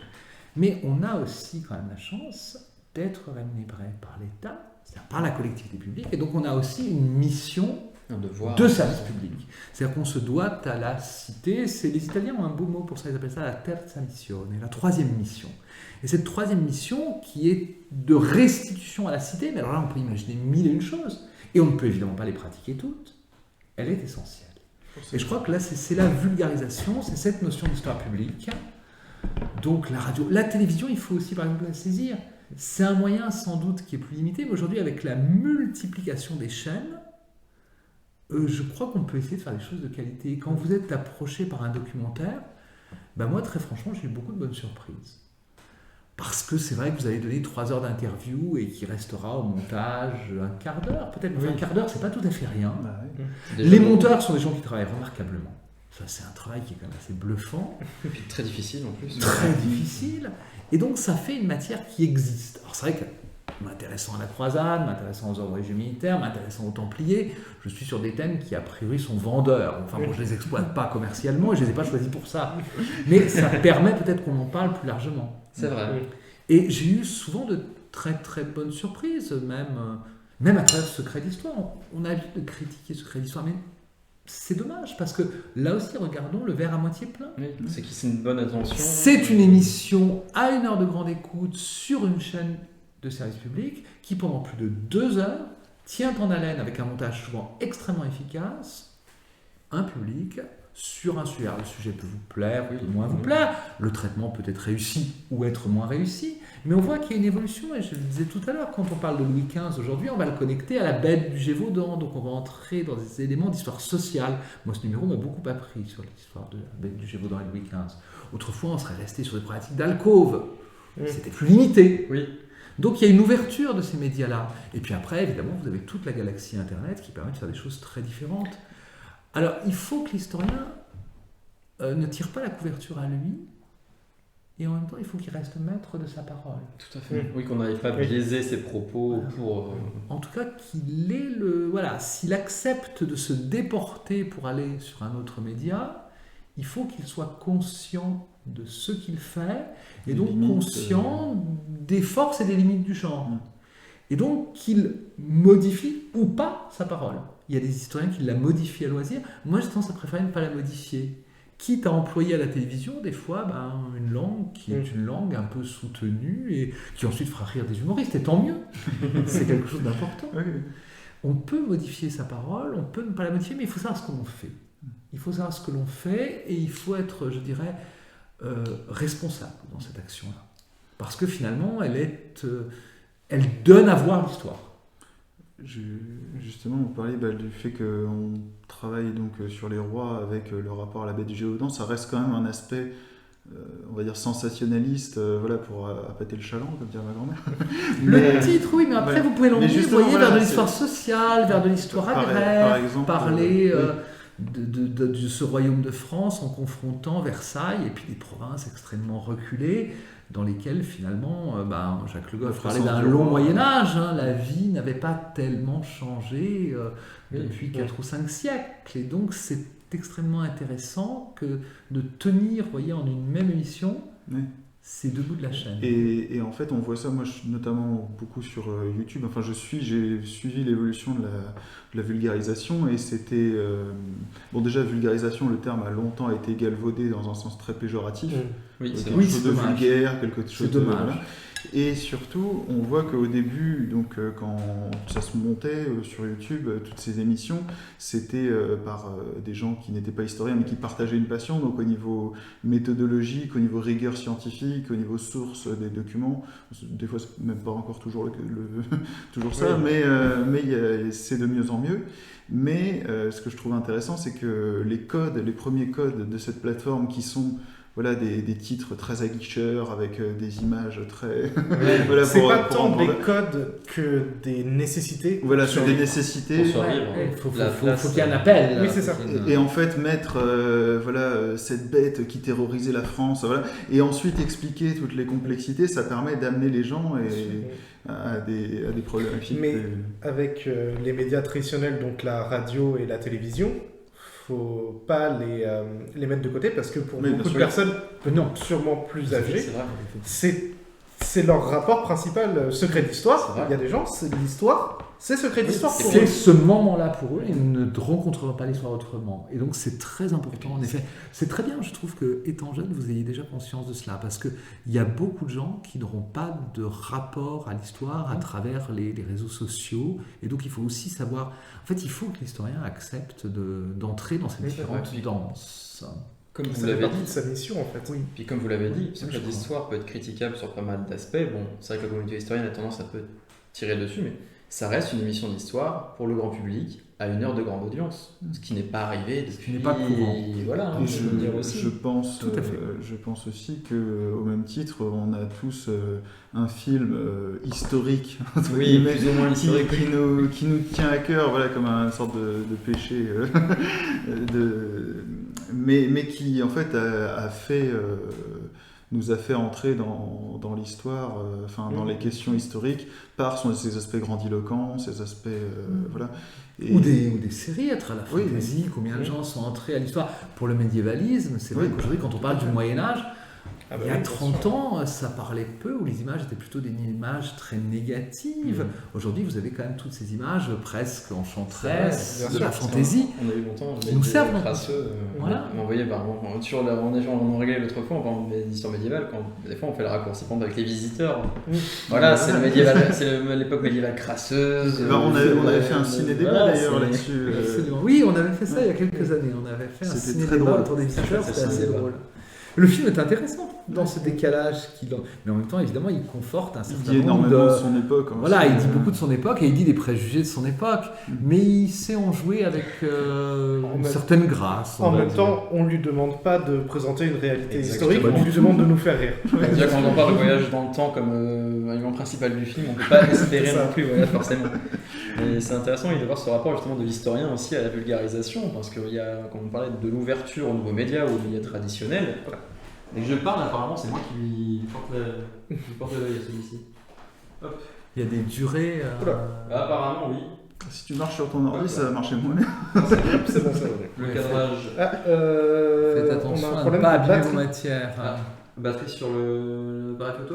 Mm. Bah, il va falloir se dépêcher. On arrive à la fin un petit peu de ce qu'on voulait Alors, mener aussi. À la fin, moi, ce que je trouvais très intéressant, et pourquoi on vous a contacté, c'est votre rapport à l'enseignement, mais dans votre métier. Oui. Quand vous êtes devant un amphi.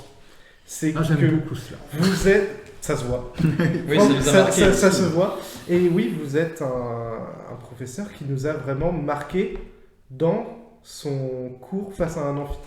La verve. C'est que, vous me reprendrez, mais vous êtes extrêmement organisé. Vos Mes séances- notes, en tout cas, sont organisées. vos séances, Il y vous a avez un plan.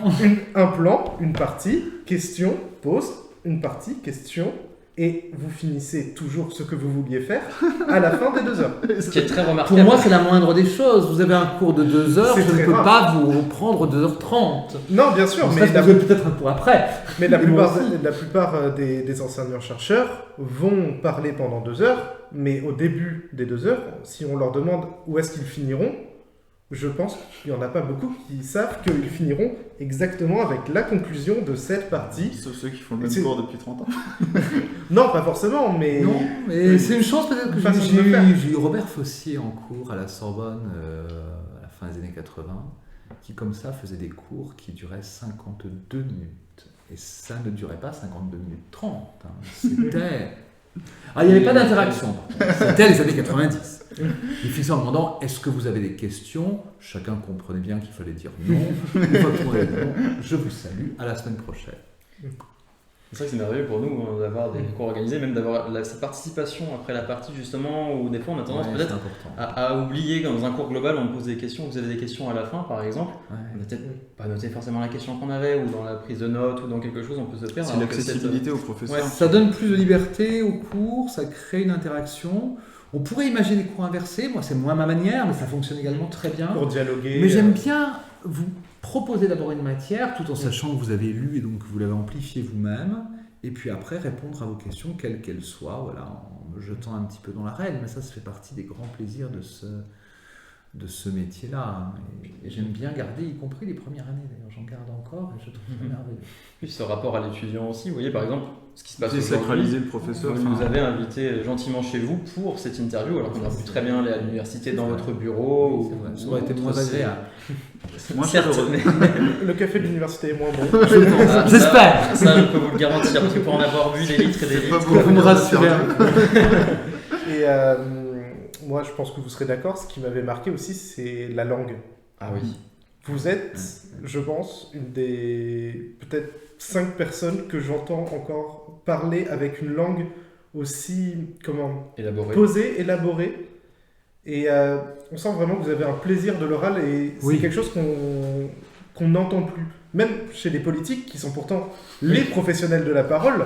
C'est vrai. Enfin, je sais, moi, dans mes recherches, c'est forcément, j'ai une appétence particulière pour ça, mais la parole bien faite, c'est un peu perdu. Il faut qu'elle soit accessible et non plus... Oui, Moi, je crois que la langue, c'est un instrument essentiel de notre liberté. Oui. Et que donner à des jeunes, à de plus jeunes que vous, il faudrait commencer par là, et ensuite à des étudiants, le contrôle de leur propre langue, c'est leur permettre ensuite de s'émanciper, de développer un esprit critique et un discours critique. Sans cette langue, on est nécessairement un peu aliéné, on en parlait tout à l'heure. Et donc c'est pour ça que je crois qu'il ne faut pas s'interdire de parler avec toutes les richesses de notre langue. Donc j'emploie encore le subjonctif imparfait. Vous disiez tout à l'heure que votre compagne enseignait les lettres bientôt. J'ai une amie d'enfance qui enseigne la littérature et qui, pour apprendre à ses collégiens que le subjonctif imparfait existe éventuellement, dont ils n'ont évidemment jamais entendu parler. Je vous assure, j'ai un ami qui enseigne et qui l'utilise presque tous les jours. C'est Alors, très vous voyez, plaisant à l'oreille. je maintiens cela en pensant aux petits-enfants de Genasse qui, à travers Patricia, et peut-être par moi, entendent parler du subjonctif imparfait. C'est vrai. Mais les autres langues latines l'utilisent. Vous êtes en Italie, vous êtes en Espagne, vous êtes au Portugal. Les gens l'utilisent au quotidien. La concordance des temps l'impose. Et on n'a pas l'impression d'être moins moderne en Italie, en Espagne, Non, au c'est Portugal, ça. qu'on l'est en France. On a aussi, nous, ce tropisme anglo-saxon, un peu plus que dans d'autres États du Sud, contre lesquels j'essaye de protester un peu, même si je peux parler l'anglais avec moins d'accent peut-être que je ne l'affecte parfois, mais c'est une belle langue. C'est une très belle langue. Mais il y en a d'autres. Mais c'est vrai que ce rapport Et aux donc, langues. je crois c'est que ce ce nous- rapport aux langues, il est absolument fondamental. Moi, je pense qu'un des problèmes qu'on a, c'est adopter une belle langue, ça sous-entend un certain mépris de classe. Or, pas du tout. Alors que non. C'est au contraire une marque de respect. Oui, tout voilà, à c'est fait. ça ce que je C'est veux dire. vrai. Mais, Mais oui. Mais ça, c'est quelque chose qui s'est transformé, parce que, vous voyez, bien sûr. certains politiques ont prostitué leur langue. Je me souviens que quand j'étais jeune, Georges Marchais, qui était l'éternel candidat du Parti communiste, faisait des fautes de français qui n'étaient pas siennes, Oui. mais qu'il faisait pour son électorat. Ça m'a toujours beaucoup choqué. Oui, c'est... Et c'est vrai, mais même plus Ça récemment. m'a toujours beaucoup choqué et j'ai toujours adhéré à la parole mitterrandienne, qui était une parole d'une telle qualité. Mais on entend aujourd'hui encore Robert Badinter. Robert Badinter est toujours là, qui vit et qui parle. Sa parole, elle est stupéfiante. Mais c'est des paroles plus posées. J'ai du mal à entrer dans le timing des réseaux sociaux parce que je réfléchis en même temps que je vous parle et je ne sais pas parler très vite. Alors on me moque parfois parce que je parle très lentement.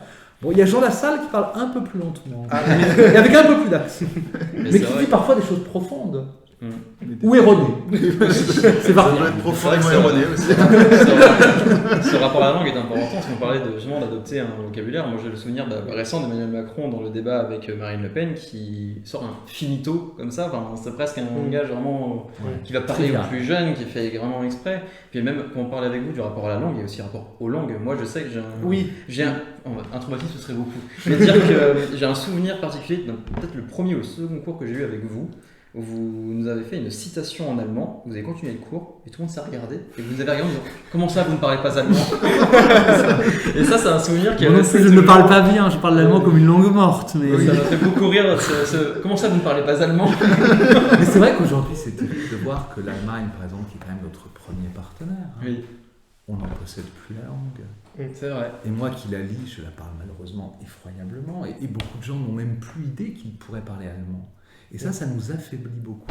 Cette manière dont l'anglais vient tout obérer, tout transformer, alors qu'en fait, plus de langues on parle et plus c'est riche. Et je m'intéresse beaucoup aussi maintenant aux langues régionales. Vous voyez, quand on entre dans la péninsule ibérique, quand j'y étais à la fin des années 90, j'étais très content d'avoir réussi à apprendre le castillan assez vite, parce que les Espagnols ne parlent pas beaucoup de langues étrangères, donc j'ai pas tellement eu le choix.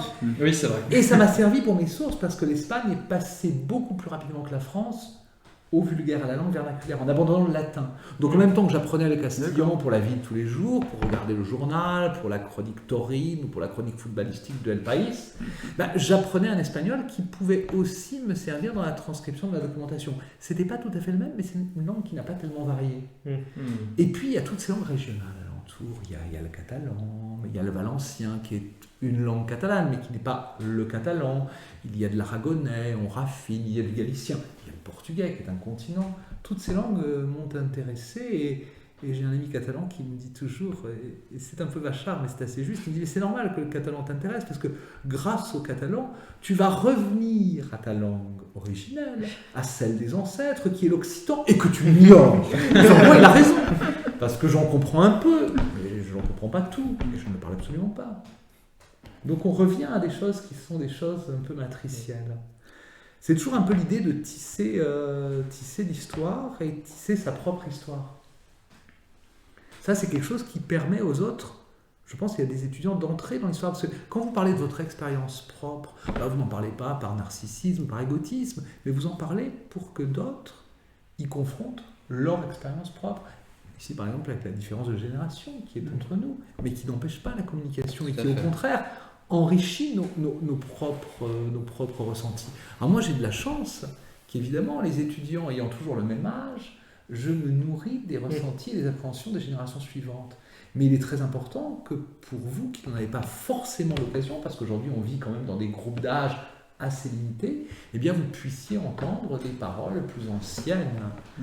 Et vous verrez qu'ensuite, vous aurez beaucoup de plaisir à entendre des paroles plus récentes lorsqu'elles auront maturé et lorsqu'à leur tour, elles prendront la relève de la vôtre propre. Mais ce que j'ai aimé, pour revenir au sujet de la parole dans l'enseignement, c'est justement le fait que vous nous parliez comme d'autres professeurs, vous nous parliez comme à des historiens, entre guillemets des collègues, même si on savait qu'on n'était pas du tout au même niveau, mais qu'on était tous à notre manière en train de faire profession d'historien, d'apprendre la profession d'historien, et j'ai beaucoup aimé cet aspect que beaucoup de professeurs, et je ne sais pas si c'est un tropisme de la fac de Nantes, j'espère pas, mais que tous ces professeurs nous respectent, nous considèrent en tant que tels, entre guillemets. Et c'est quelque chose qu'on ressent particulièrement à Nantes, mais qui existe assurément dans bien d'autres universités. Mais c'est vrai qu'à Nantes, on a toujours eu ce souci de considérer qu'on était une communauté historienne. Oui. Lorsque vous On le écoutez ressent, Annick ça, Peters-Custo, elle parle souvent de cette notion de communauté historienne. L'université, c'est ça. L'université, c'est quand même une création médiévale. Elle est née comme une communauté de maîtres et d'étudiants. Et dans laquelle, d'ailleurs, au XIIIe siècle, les étudiants avaient plus de poids, y compris politique, qu'ils n'en ont aujourd'hui. Pour donner un exemple, moi, dans mes recherches, ça m'est souvent arrivé de me heurter à un problème, et mon directeur de recherche, M. Lignereux, me disait « mais demander de l'aide aux autres enseignants-chercheurs ». Et moi, je me disais « Ah oui. Bah oui ».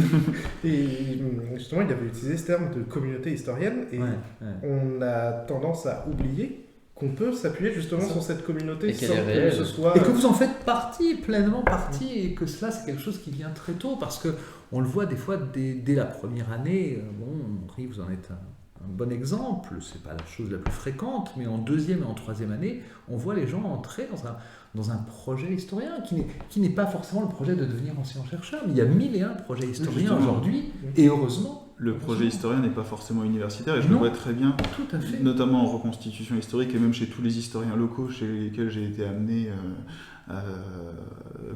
à rencontrer, des vétérans, ou alors voilà.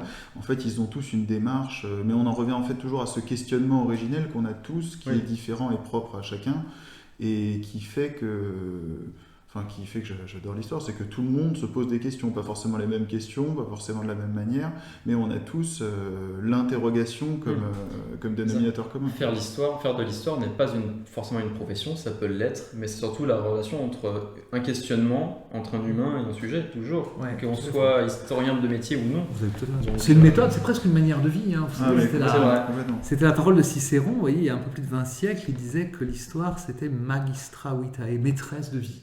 C'est ça l'histoire, il n'était pas historien, il était C'est avocat, il était... Voilà. Et l'histoire est quelque chose qui nous enseigne, qui nous construit. Et je pense qu'on a beaucoup de chance quelque part parce que finalement, l'une de nos matières essentielles, c'est nous-mêmes et ce travail sur le soi. C'est pour ça que j'ai sous-titré mon livre L'histoire, l'ordre et le chaos, une anthropologie de soi et non pas de moi. Ouais. Parce que c'est pas le moi qui est important, c'est le soi, c'est-à-dire ce qui lie le moi aux autres.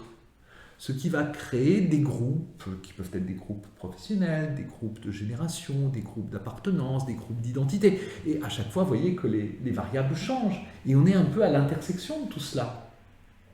Et donc, en fait, cette réflexion sur soi, à travers l'histoire, elle nous donne une chance extraordinaire de mieux nous connaître nous-mêmes. Ça, je pense qu'en termes humains et en termes philosophiques, c'est quelque chose qui est essentiel. C'est certain. Et en plus, cette manière de mieux se connaître soi-même, professionnellement, elle peut vous qualifier parce qu'on voit ensuite que dans le monde professionnel, souvent parmi les étudiants de la faculté de lettres, eh bien, ce sont les philosophes et les historiens qui sont les plus valorisés. Pourquoi ? Parce qu'ils ont une réflexion sur eux-mêmes. C'est vrai. Il n'y a pas de philosophie ou d'histoire s'il n'y a pas une réflexion sur soi. C'est l'introspection, comme on dit toujours, travailler un sujet, comme tu disais tout à l'heure, c'est une introspection. On peut être en communauté historienne, mais quand on traite un sujet, on est seul face à son sujet. C'était une question Et justement- que j'ai eue avec Monsieur Glorien. On n'a pas tellement su y répondre, mais c'est plus une question large. C'est une question que je lui ai posée au début, c'est quand on arrive en histoire, est-ce qu'il vaut mieux prendre un sujet qui nous tient personnellement, qu'on a chevillé au corps, comme c'est mon cas par exemple, et je vois Tout le bien... monde n'en a pas. Je vois bien à l'usage que ça fait partie des grands atouts qui font que je n'abandonnerai jamais mon sujet et que malgré toutes les difficultés, voilà, j'y reste. Ou est-ce qu'il faut au contraire prendre un sujet que l'on ne connaît pas du tout pour le découvrir complètement? Les deux sont valables. Voilà. Moi, j'ai davantage fait la deuxième chose, peut-être parce que je me défiais un petit peu de moi-même et que je n'étais pas prêt à entrer à l'âge qui est le vôtre dans des choses qui me soient trop personnelles. Donc, vous voyez, avec le Moyen-Âge... Mais on en revient connais toujours pas à les soi, on risques. en revient toujours à des questionnements, parce qu'on se pose les questions qu'on se pose dans la vie. Mais il faut arriver à jouer entre ces deux dimensions, il faut arriver à questionner le soi et l'autre. En fait, c'est un rapport de l'histoire au même. Et c'est pour ça que j'ai beaucoup aimé la postface que Patrick Boucheron m'a donnée pour le livre, parce qu'il a quand même ce génie de tirer d'un texte les mots qu'il faut, et il l'appelle quand même heureux. Heureux, me dit-il, parce que je parle beaucoup du bonheur, et que dit-il, je le transmets. Je l'entends, en tout cas je l'espère. Et il me dit, le quand est le même. On me dit, on se avoue rarement heureux dans nos métiers. Tu montres qu'on peut l'être quand même. Et il me dit, pour un historien, c'est pas rien de faire jouer le quand, c'est-à-dire ce qui interroge le temps, et le même, ce qui interroge l'identité. Sauf qu'avant que Patrick Boucheron écrive cela, j'avais jamais pensé que dans quand même, on confrontait le temps à l'identité. C'est vrai. Vous voyez, j'ai passé 50 ans sans le savoir. Écoutez, je pense que c'est des belles paroles pour un peu terminer cet entretien, parce que bon, en termes de batterie sur voilà. la caméra, et on a quand même 1h30 d'entretien, C'est ça parfait. passe très vite. Oui, Mais ça passe. je pense qu'on a abordé la discuter plupart des encore, sujets hein. qu'on Oui, souhaitait tout aborder. à fait, oui. Donc que dire de plus que si vous voulez faire des études d'histoire, lancez-vous, ça vaut le coup.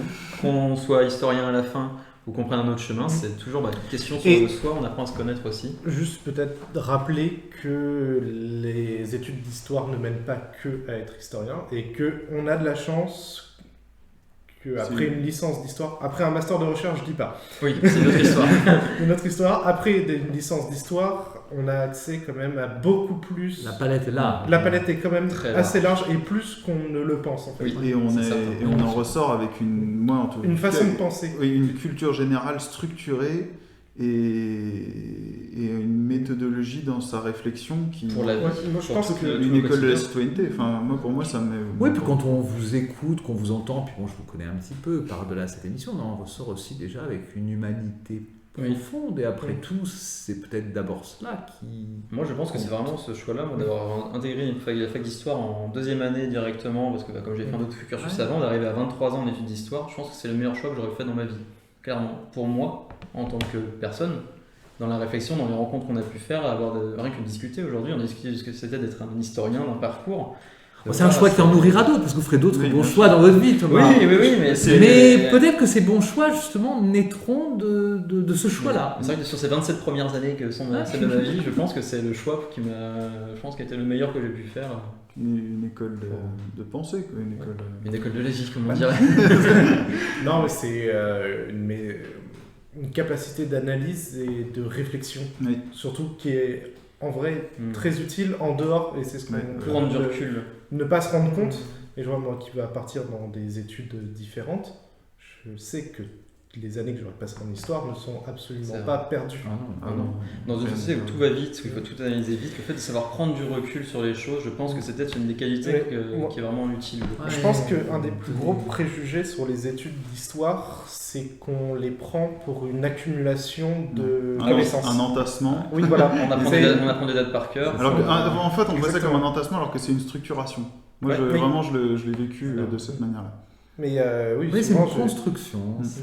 Mais c'est normal qu'on le prenne comme un entassement parce que tous les gens ont idée d'abord que l'histoire c'est des dates. Mm. Et en fait, on peut travailler autour de la date. Patrick Boucheron l'a montré. On essaye Tout de à le fait. montrer à l'échelle de Nantes avec la collection cette année-là. Vous pouvez prendre une date, prendre un événement et le penser. La date n'a pas à être un repoussoir. Et puis même quand on n'aime pas beaucoup les chiffres, c'est pas terrible de prendre les dates. Moi, j'en connais pas mal. Pourtant, les chiffres ne sont pas quand même ma tasse de thé, forcément. Oui, beaucoup de gens se tiennent à l'écart de l'histoire à cause de cette idée qu'il faudrait savoir infiniment de choses. Alors qu'il faut comprendre. Voilà, alors Oui. il faut comprendre. Plus comprendre que de. Et interroger. Je pense que c'est une belle conclusion pour cette discussion. Puis après, voilà, on va